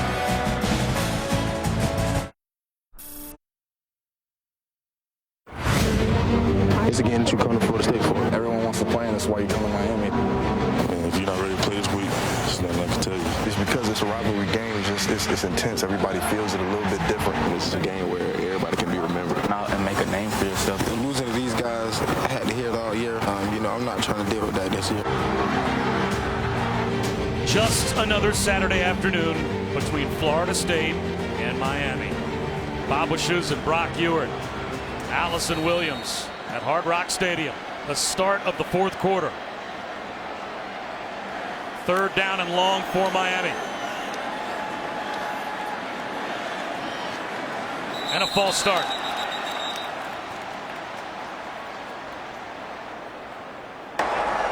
False start. Offense, number 51. 5-yard penalty, third down. And that's a true freshman Scaife that I guarantee you, as those linebackers walk up into the gap, he's thinking about his assignments. What do I got to do? First time ever in this moment, right on this stage with the energy in this place. We've done a lot of games, man. This is about as good as it gets. How conservative do you think Miami is with their play call here? They're going to throw it. Kosi Perry under pressure and gets it to the sideline and throws it away. Well done by the redshirt freshman to avoid a sack. And now Miami will count on Jack Spicer to try and change field position. These O-lines are having a hard time, real hard time.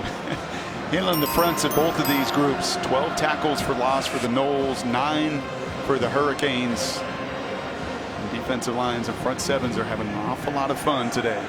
They'll have an awful lot of fun tonight at Lane Stadium for that one. Notre Dame and Virginia Tech. The nightcap coming up next. Really good kick from Spicer. Up the sideline. Where did it sail out of bounds? He nailed it, but that may have floated over the sideline with good field position and then some. Out to the 48-yard line as we step aside. Your studio update. LSU up 5 on Florida until the Michael P. Ryan scores the second TD of the day. They went for 2, didn't get it. So Florida up 20-19 in the fourth. Bob? All right, Cassidy, thanks very much as we take a look at this week's college football rankings brought to you by Capital One.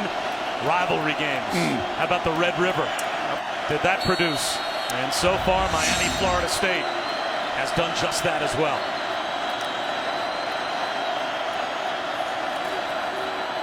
Cam Akers cuts it back to the right, gets to the second level, and gets a first down, a gain of 11. And DeAndre Francois once again to play with tempo. Use all of that aggressiveness against them.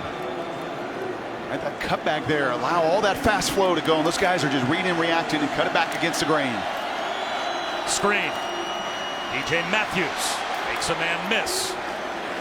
He's got 3 yards. That DJ Matthews has got one sick little okey-doke crossover. I bet he's a pretty good hooper. He had the punt return touchdown earlier, and you just see he plants that foot in the ground and he changes guys' direction. Only a sophomore.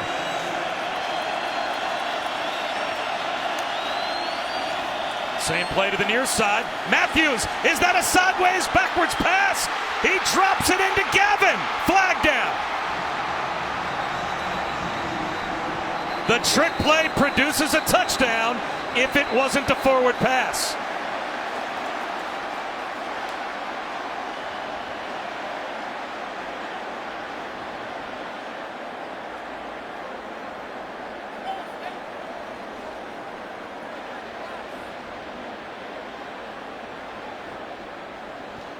This is oh so close. Illegal forward pass. Offense. There were 2 forward passes on the play. 5-yard penalty. Also includes a loss of down. It is third down. And you see Francois plants his foot. He throws it at the 30, just about right on the 35-yard line. Matthews has got to find a way to just get back. You can't even make this close. And I love that he has been so patient at times. Man, that is close. But you can't even leave a benefit. You got to just rush back and make sure that's a backwards pass because everything was set up so beautifully. Almost directly parallel, but they rule it just slightly forward. So instead of a touchdown, it's third down and long. Francois wide open to guess who? TJ Matthews. And he's got a first down. Times have I said courage today? If it was a drinking game, it'd probably an awful lot, but that's exactly what so many of these guys are showing. And Francois more than anybody else, a blitz right in his teeth, right at his legs, and he delivers. I'll keep it on the ground here with Akers. Cut down at the line, may have fallen forward for a yard. You know, Willie talked an awful lot about his relationship with DeAndre Francois and the hard conversations he had about being a great teammate and getting back on campus and really giving to your teammates, not being selfish. And my goodness gracious, does this guy give everything he has as a player. There goes Francois. Now, would you continue to play with tempo, with the lead, in field goal range here if you were Florida State? Yeah, I would right now. You get inside of 4 or 5 minutes, we're having a different situational conversation, but this is what you do. This mitigates some of that rush and some of that crowd as best you possibly can.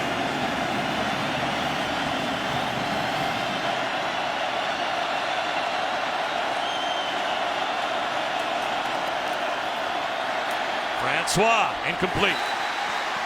Trey McKitty, the intended receiver. He was tied up with Amari Carter. No flag comes out.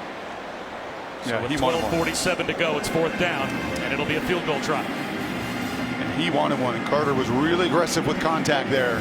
But they are largely letting these guys play tonight. Before halftime, Ricky Aguayo made from 53 a new career high. This one from 43, and this is a crucial kick. This to make it a 2-possession game again.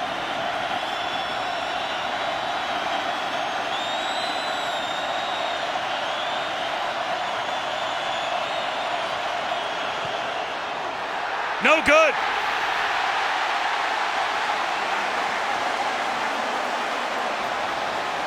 Well wide left. Wide left.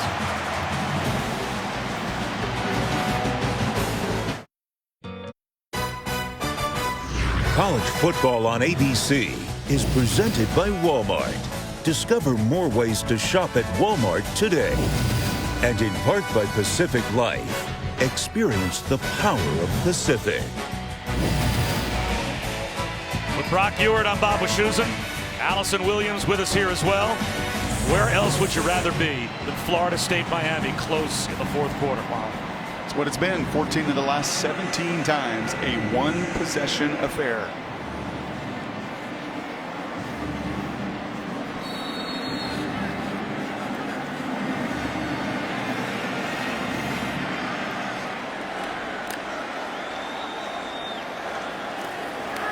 Perry back to throw. Mistimed the out route to Jeff Thomas. Speaking of timing, Willie Taggart had a long conversation with the white hat during the break. And I'm going to guess it's about this. This is what he wanted. They set it up so beautifully. You have sat on this play all game, and this is a touchdown. It's 34-21, and Willie frustrated, feeling like that ball was directly down the line. You wait on that, man. You sit in that, your back pocket. You have planned and waited for that play, and just 6 inches off.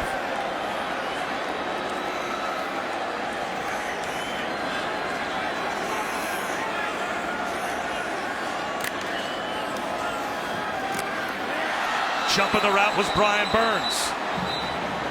And now it's 3rd down and 10. I'll add last 2 details because I think it was that significant a play. DeAndre, you've got to just step up a little bit. You have got to ensure, if you can, your receiver has to sell it. Brian Burns, an awesome job here of feeling the timing of that route. And then Matthews as well, the wide receiver, has got to make sure, as much as you want to sell it, got to do those fundamental things first, as Mr. Burns has done all afternoon long. What a brilliant game once again from the best Seminole defender.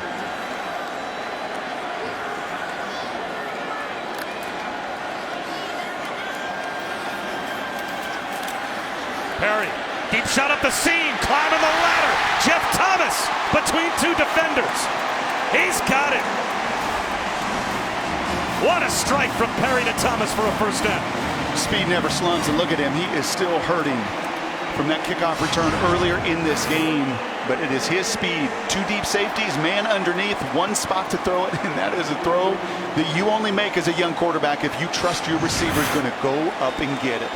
I can't even believe N'Kosi Perry could see Jeff Thomas there. From our Skycam look, he disappeared. Just threw it to a spot. What a great throw. He wants another deep shot. Drops it in at the goal line. That's a Canes touchdown. Brevin Jordan, the tight end, got deep.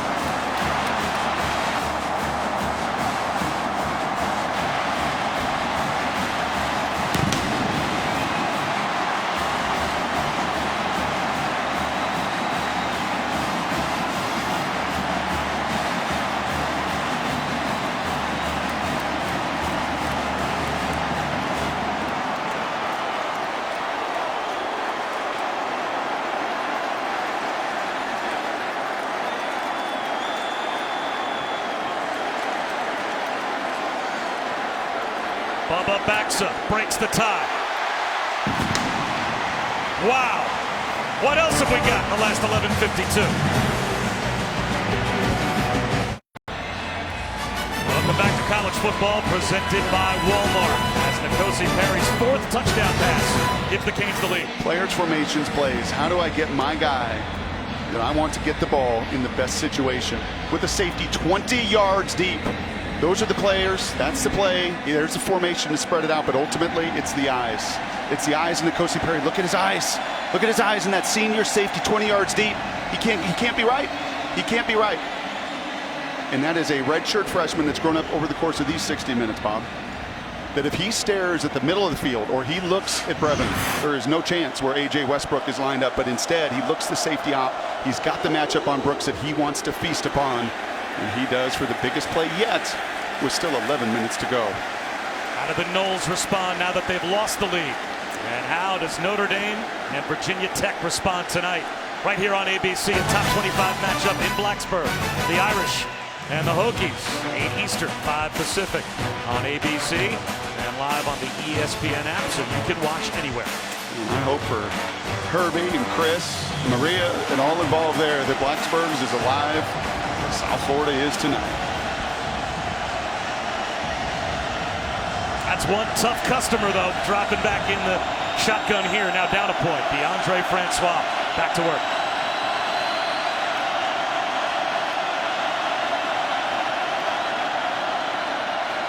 They start on the ground with a run right up the middle. And it maybe gains a yard and a half. Jonathan Garvin has played his best game as a Cane. As you see Derek Kelly there just fighting to stay in this game, a game time decision, been hobbling and battling, but that young sophomore, if this is a game where you make your name, just put it on the map.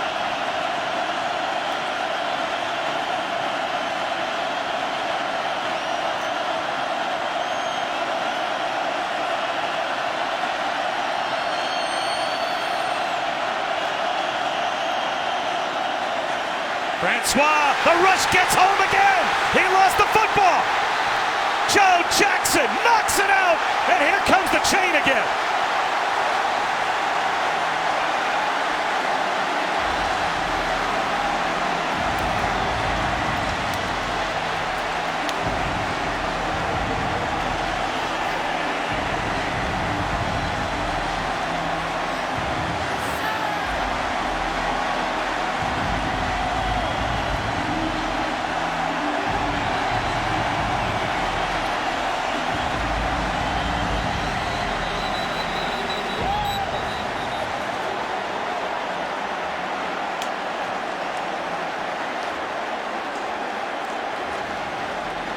This has to feel like a tidal wave if you're on that Seminole sideline.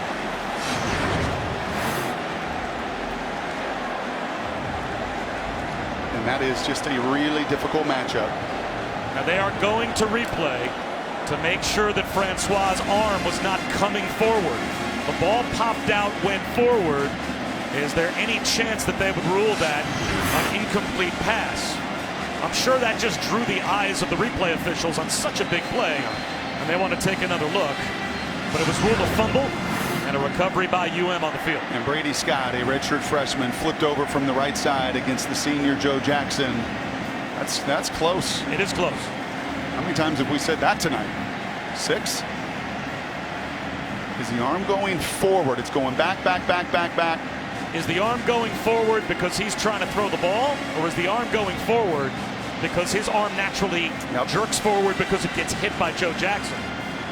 In which case that would not be a pass attempt. It would not be an incompletion. Well, that is really close. And the Seminole fan is saying, hold on just a second. How many of these tonight have just gone the way of the other side? The backwards pass that was right down the line of scrimmage. And again, what is called on the field is so critical here. Called as a fumble. He gets hit. It looks like he has control when he gets hit. And then the arm comes forward as the ball comes out. That was not one of those situations where you see at times guys get hit and the ball just comes out. He's still possessing it as he gets hit and the arm comes forward, the ball comes out.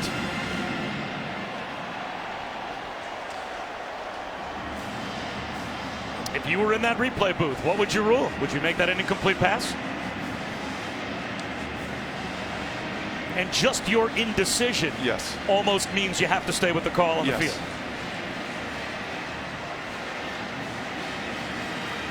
You almost see different views that create different opinions, which is again why more than likely that call on the field, had it been called the other way on the field, Bob, I think I sit up here and say, yep, that's going to stand. He has control. I mean, that's the thing to me. He has control of the ball after he gets hit and then it comes forward. I won't be surprised they change this. After review, the passer's arm was moving forward with control of the pass. Therefore, it is an incomplete pass. It will be third down at the 26-yard line. Yeah, and I can understand that. Push comes to shove up in the replay booth, and I got to do it to the letter of the law, and that's why I hesitate, because typically you just can't assume. You get hit like that, you think the ball's flying out, but DeAndre possessed it.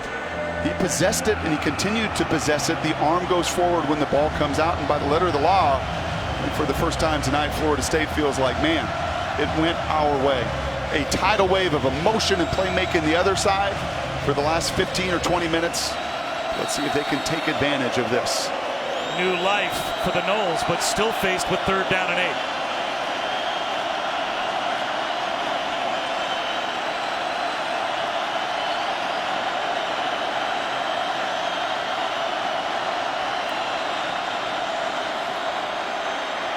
Francois rifles one over the middle, but it's deflected. Shaq Quarterman got a hand on it, and it will be fourth down. So Miami doesn't get the takeaway, but they do get the stop, and they're about to get the ball back. This had a chance. Pinckney with a hand up. Yeah, it was Quarterman right underneath it. That had a chance if that ball had just a little bit more loft. I like the action in the backfield. I like motioning guys out. You've got to create some sense of thought with the front right now that is simply pinning their ears back.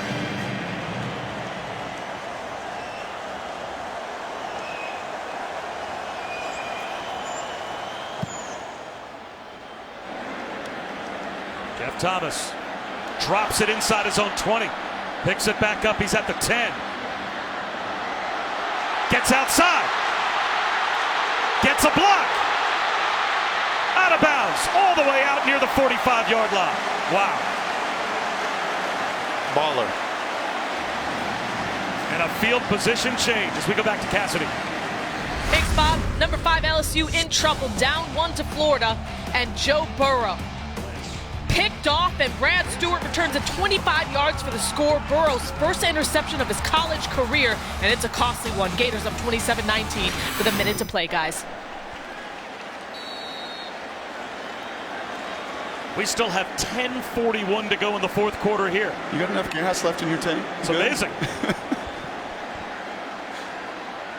Miami trailed 27-7, and then their defense took this game to a different place. Travis Homer out to the 47-yard line. And so did their young freshman quarterback. He took him to a different place. And on fourth down, Mark Richt empowered him down in the goal line. Empowered him, put the ball in his hands for a draw and 3 straight throws. Empowered him with the shot down the field to another true freshman. We're having conversations up in this booth at 27-7. What do you do? I mean, how do you ignite this thing? The defense helped, but this kid has delivered.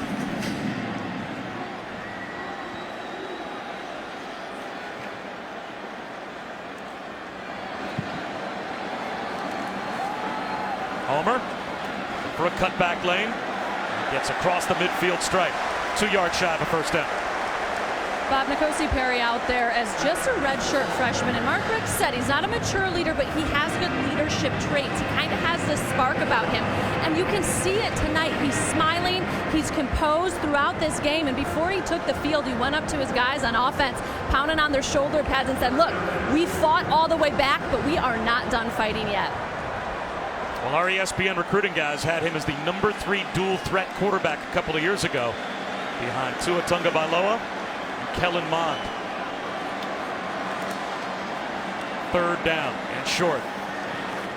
Homer. Well short of the first down. What a big stop for Florida State. No gain. It'll be 4th down and 2. I'll tell you, these big guys for Florida State have done a wonderful job. They've set the edge on the outside. Burns has been a force all night long, but it's been that big beef in the middle.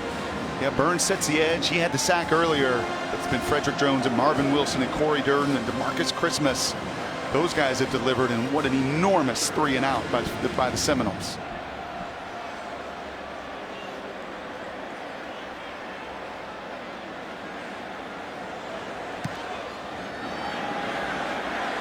Short kick at the 18-yard line, hauled in on a fair catch by DJ Matthews. Only 29 yards. The turnover chain, Brock, in the second half totally changed this game. It's a 27-7 game, and Sheldrick Redwine right in the backfield. It just sparked it. This 4th down decision, the guts to make that call. Cager delivers. You come back. Michael Pinckney with as good a play as you're ever going to see in college football as he reads that screen, and Jeff Thomas hobbled, battling through injury tonight, finishes it off. And that turnover chain, it's become the identity. It's bigger this year. It's heavier this year. And it's been needed more than ever in this second half.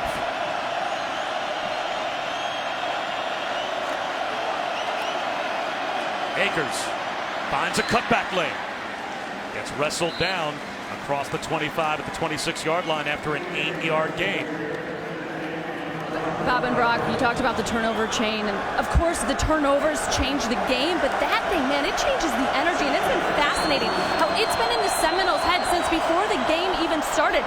They were talking smack about the turnover chain pregame. When they had their backpack, they continued to yell to fans, where's your chain now? Doing the motion like they're breaking the chain off of their necks. It is in their heads before the game even starts. I'll tell you what else is in their heads, in their earlobes, and in their helmet has been what that turnover chain has meant to this crowd tonight. 3rd down and 5.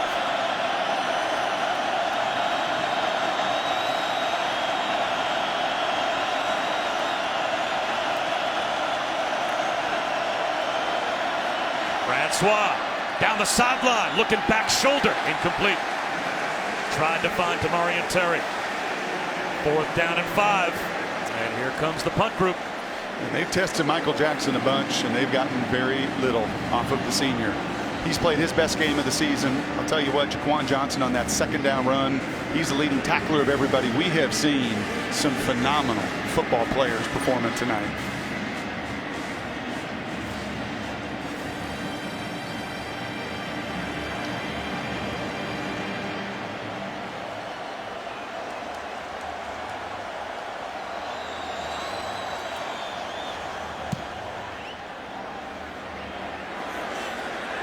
DJ Dallas on the return. Has plenty of room to run. DJ Dallas down the sideline. Another huge play on special teams.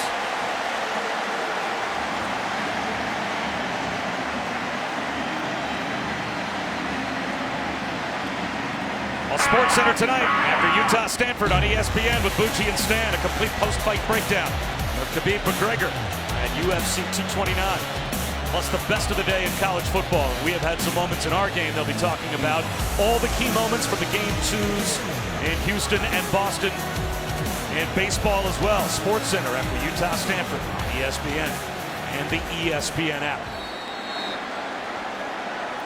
And it's on that Florida State defense again to try and get a stop.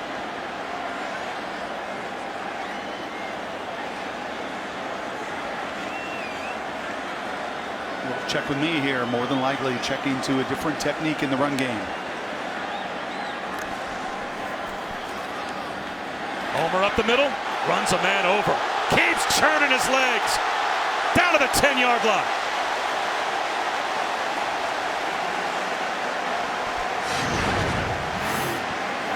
And that was the senior Westbrook. How do those shoulder pads taste?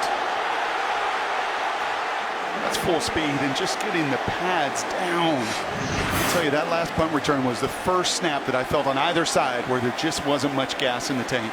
Florida State a hard time covering that kick, and you can see Homer's got plenty left as he's busting through tackles. What did Mark Richt tell us about Travis Homer? He is like a machine. It is on the tracks. He trusts it, and he'll do that over and over again. Gets another try here. And this time, stuffed at the line, no gain. And that's all the big man. That's the 3-on-2 inside battle. Those are the numbers that don't get talked about nearly enough, and those Seminoles have done a mighty fine job. Now a touchdown can put the game away, make it a 2-possession score. A field goal here, and you force Florida State to have to score a touchdown. So any points very much changes the game. Look for Jeff Thomas here. A lot of space to the bottom of the field if you want to take that risk. And Rick runs on the field for a timeout. And he knows how important these plays are. Timeout, Miami. They're first of the half. We'll step aside for just a moment. 5:55 to go. Bob Wischusen and Brock Ewert, Allison Williams back here at Hard Rock Stadium after the timeout. One last look at the play sheet between the head coach and his redshirt freshman quarterback. What are you dialing up? Man, I would like a little check with me here. This kid has shown so much in these 60 minutes here that I would give him the opportunity to really read that box. Right? And if they're going to commit to everybody, I'm going to get to a safe throw. I'm going to stack my receivers, which they're going to do. But if they give any numbers to run at all, that machine's not bad to hand it off to either. A pass in the flat to the freshman who caught the touchdown, and it's yard free. Brevin Jordan couldn't hold on. Hit by Jaden Woodby. Just on that back shoulder, that's the difference. Put on the front shoulder, he can get his pads down. And that's true freshmen on true freshmen that are going to be doing this for the next 3 years. Because that one is a good one.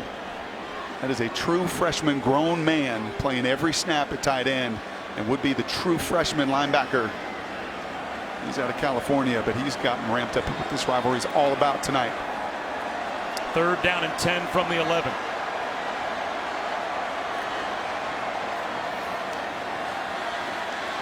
Bobbled and unable to come up with it was Lawrence Cager.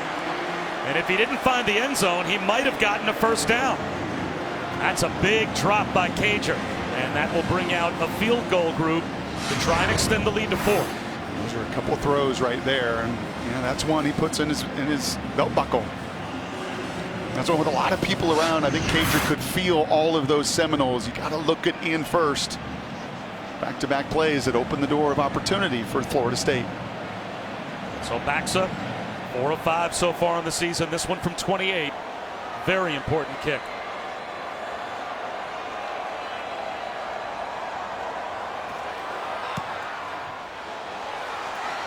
He missed it.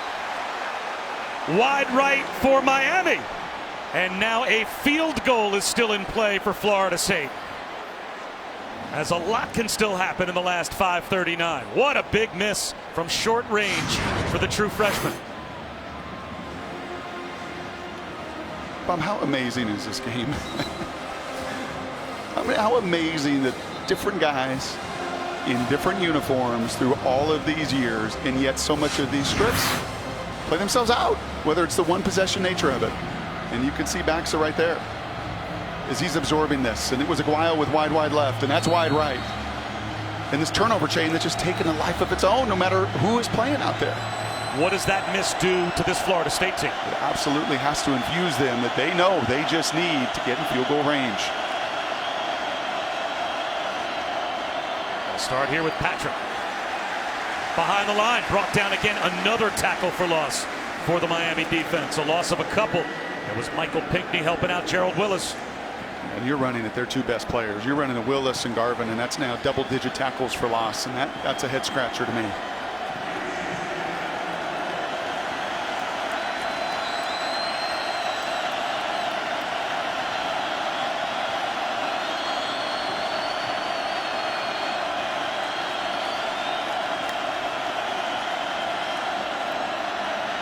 Francois, incomplete. Looking for McKitty. Now it's 3rd down and 12. And that's Quarterman right in the passing lane. That is some veteran guys here on a number of series against DeAndre that are right in the spots he wants to throw it. No matter what he tries to do with his eyes, he can't manipulate it. No matter what Florida State tries to do, they cannot take this crowd out of the game either.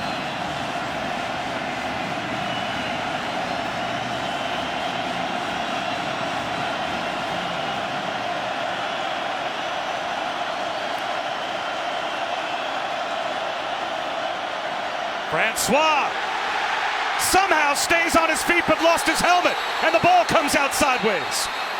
As soon as Francois' helmet comes off, the play should be dead. Jonathan Garvin got in the backfield again. And in college football, when you lose your helmet, that's it. The play is blown dead immediately. And he's still got the ball when his helmet comes off. Yep.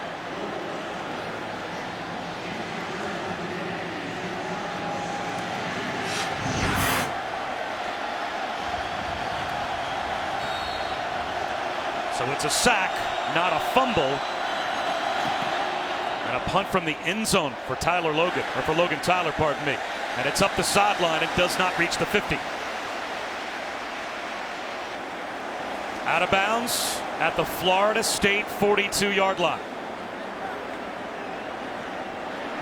Those are back-to-back series. You see Rick talking to his young quarterback, the Willie Taggart and DeAndre Francois. Those are back-to-back series where your defense, who has been challenged this year, gave you opportunity. And those first down plays just leave me scratching my head. As you get behind the chains to this group in this building and you allow them to rush, there's just nowhere to go. And they're going to ask their defense yet again, one more time, to continue to respond and respond and respond. They've turned the ball over. They've created some of this beast of emotion that's been in this building. And well, there's your 4-minute drill, your situational football that you've worked on all season long. Travis Homer, 2 yards on the hurdle. Florida State still has all 3 timeouts. And obviously there should be no rush for Miami. You've got some guts here and conviction, and Mark Richt has it. You were looking at some play action. You were looking to get, because these Florida State Seminoles are selling out. They are absolutely flying to the line of scrimmage. And does it have to come here on 2nd down, play action on 3rd down? Would that not necessarily be as effective? This is the down and distance. You would love to do it because you know, and you can just see it here by the Seminoles' disposition. Look at those guys, all within 8 yards of the line.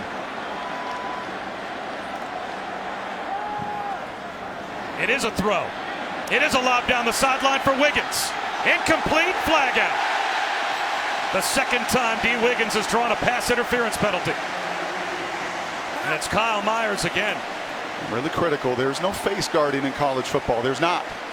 But you can absolutely impede the receiver. Defense, number 14. 15-yard penalty, automatic first down. And Myers is a young one, and he is learning on the fly here. Young and experienced. You just got to know, as his eyes are turning, to turn your eyes. It's not face guarding, but it's your contact there that is impeding that freshman receiver from getting to the ball. That is just trusting in these biggest of moments, man. Your fundamentals, that receiver, that true freshman looks, you've got to have a sense that that ball is coming. And you two look and not make that contact that forces that call.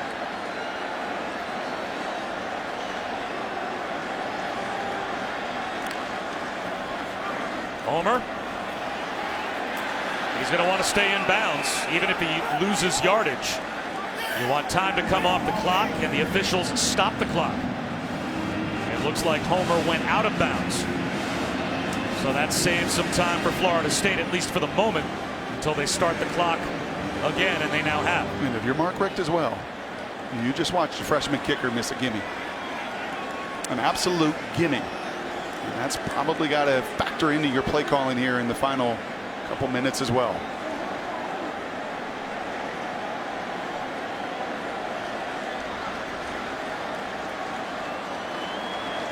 Where is Jeff Thomas? A rollout. Perry, high throw across his body down the sideline. And with 2:35 to go. That stops the clock and makes it 3rd down and 11. They were looking to Thomas. They were hoping that Thomas would attract that underneath coverage, but credit to Seminoles. This defense been much maligned this season, but man, have they responded in some mighty big situational moments tonight.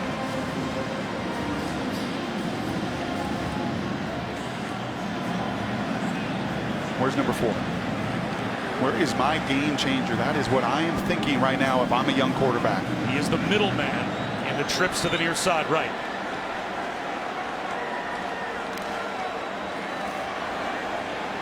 Pass out on the edge to Brevin Jordan. And he leaps to the sideline. Does he have a first down? He was going for the marker, and it looks like they'll mark him down a yard shy.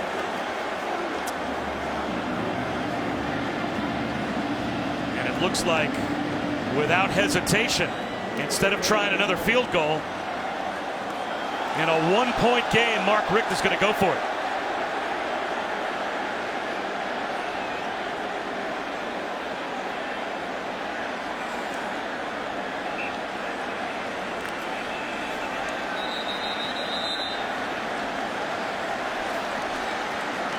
Florida State, if they're calling timeout here, let a lot of time come off the clock before they did it.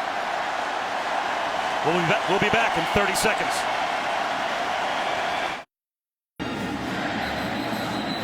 As things stand right now, it's 4th down and 1 for Miami. Will that stand? Because while we were away, we were told that replay buzzed down. They want to review this spot and see whether or not Brevin Jordan got to the line to gain.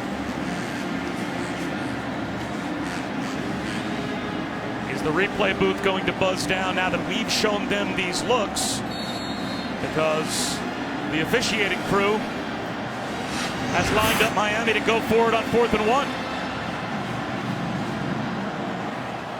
And off to the fullback, Trayon Gray. He's got the first down. And by the way, I think that spot was correct. At no point did I see it get to the 20. Number 2.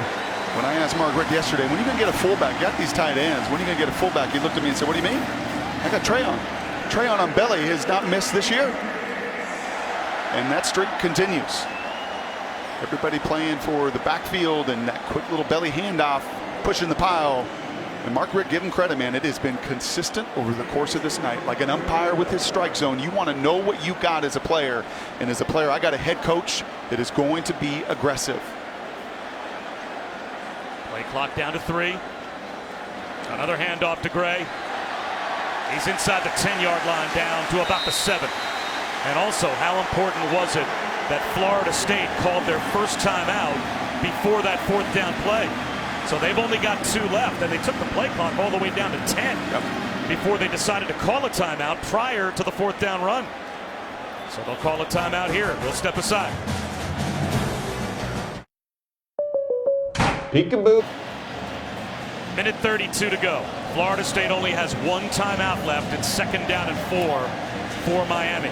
Now, if Miami gets another first down, the game is over, because they could simply take a knee. If you're Florida State, would you try and bluff and maybe go freeway here, see if Miami bites and let them score a touchdown? Willie was on the field, which would lead you to some of that conversation. Now, if Mark Richt is thinking along the same lines, he tells his ball carrier, once you get inside the 4-yard line, you go down. You don't score the touchdown, and then it's victory formation. But his conversation was with the right guard and right tackle and fullback, and said, you absolutely push this pile. This is on you guys to move and reset the line of scrimmage.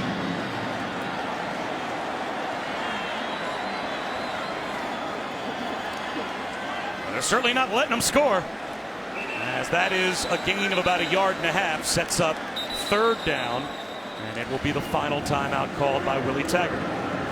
Again, a quick step aside. Right back in a moment.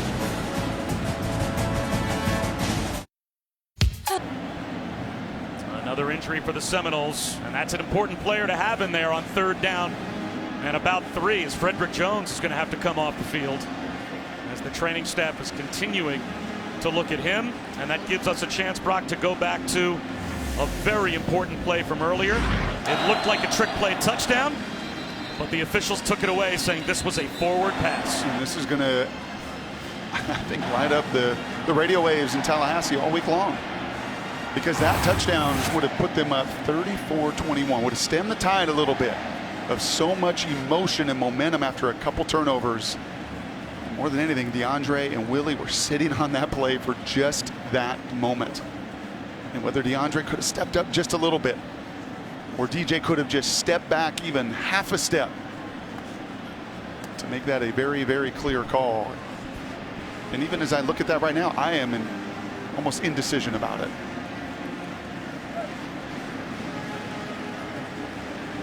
That's a fifth-year senior who is a rock in the interior of that defense for Florida State. So you hate to see that. By the way, I think another reason why you don't play that freeway game is you want to put the pressure on these guys that haven't been there. A redshirt freshman quarterback, a true freshman kicker. You want to put all the burden of responsibility on that side of the ball. And I never like taking away the stinger of my guys defensively. Do you have enough time, though? Now you're out of timeouts. So even if Miami doesn't get a first down here, before they kick a field goal, they can take the clock down to about 40 seconds to go in the game. The only reason you would ever try to intentionally let the other team score is if you're playing the percentages that I just won't have enough time on the back end of this sequence if I get a stop. But there's a lot of room between the first down marker and the end zone for Miami to lay down as well. So here's the 3rd down and 3 play. Homer bouncing it outside. He's got a first down. And that will do it. Florida State is out of timeouts. And Miami can take a knee.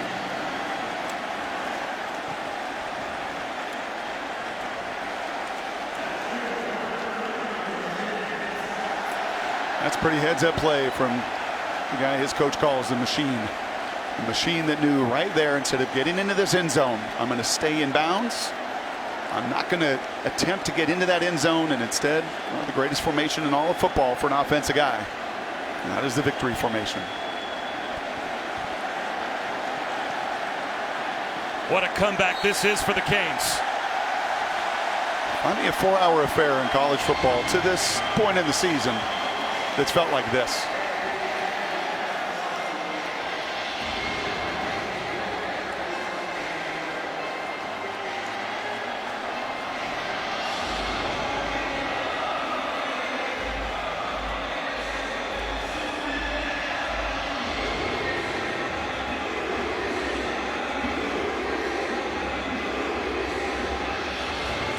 These guys on both sides laid everything on the line.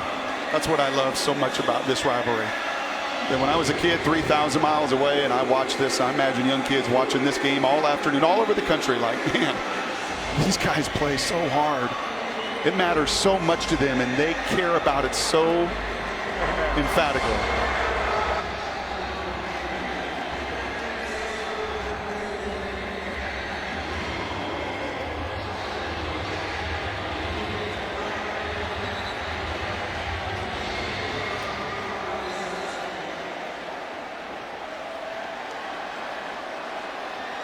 Did Miami take a delay of game penalty? I think they did. Well, they just want to extend the game. It's irrelevant because you just need to take now 2 more knees, but now 32 seconds on the clock, and the clock stops. So it just adds to a little bit of the end of the game, but what a comeback for the Noles, or for the Canes, I should say. When this was 27-7, all the momentum at that point what an experience with Florida State, and the Miami defense changed this game in the second half. An experience that should benefit both of these teams over the course of the season. There's no question in my mind that both will be better for this battle royale for 4 hours.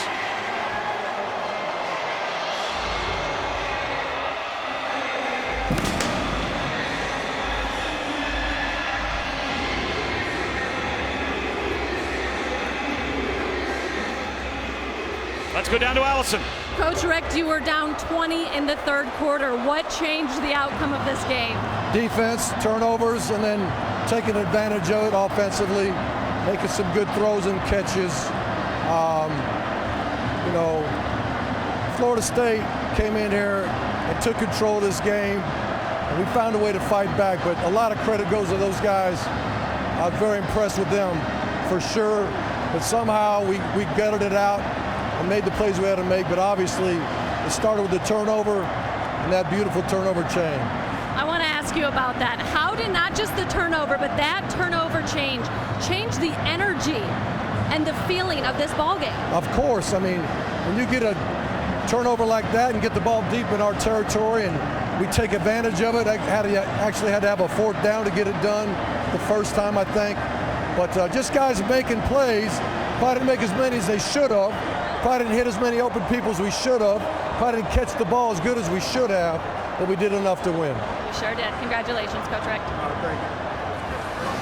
What a game, as it always seems to be between Florida State and Miami. Thank you, college football. Thank you, man. What a night. For Brock Ewart and Allison Williams, I'm Bob Wischusen. After the break, it is your local programming, and then top of the hour, guess what? More college football. Notre Dame and Virginia Tech is coming up. So long from Miami Gardens.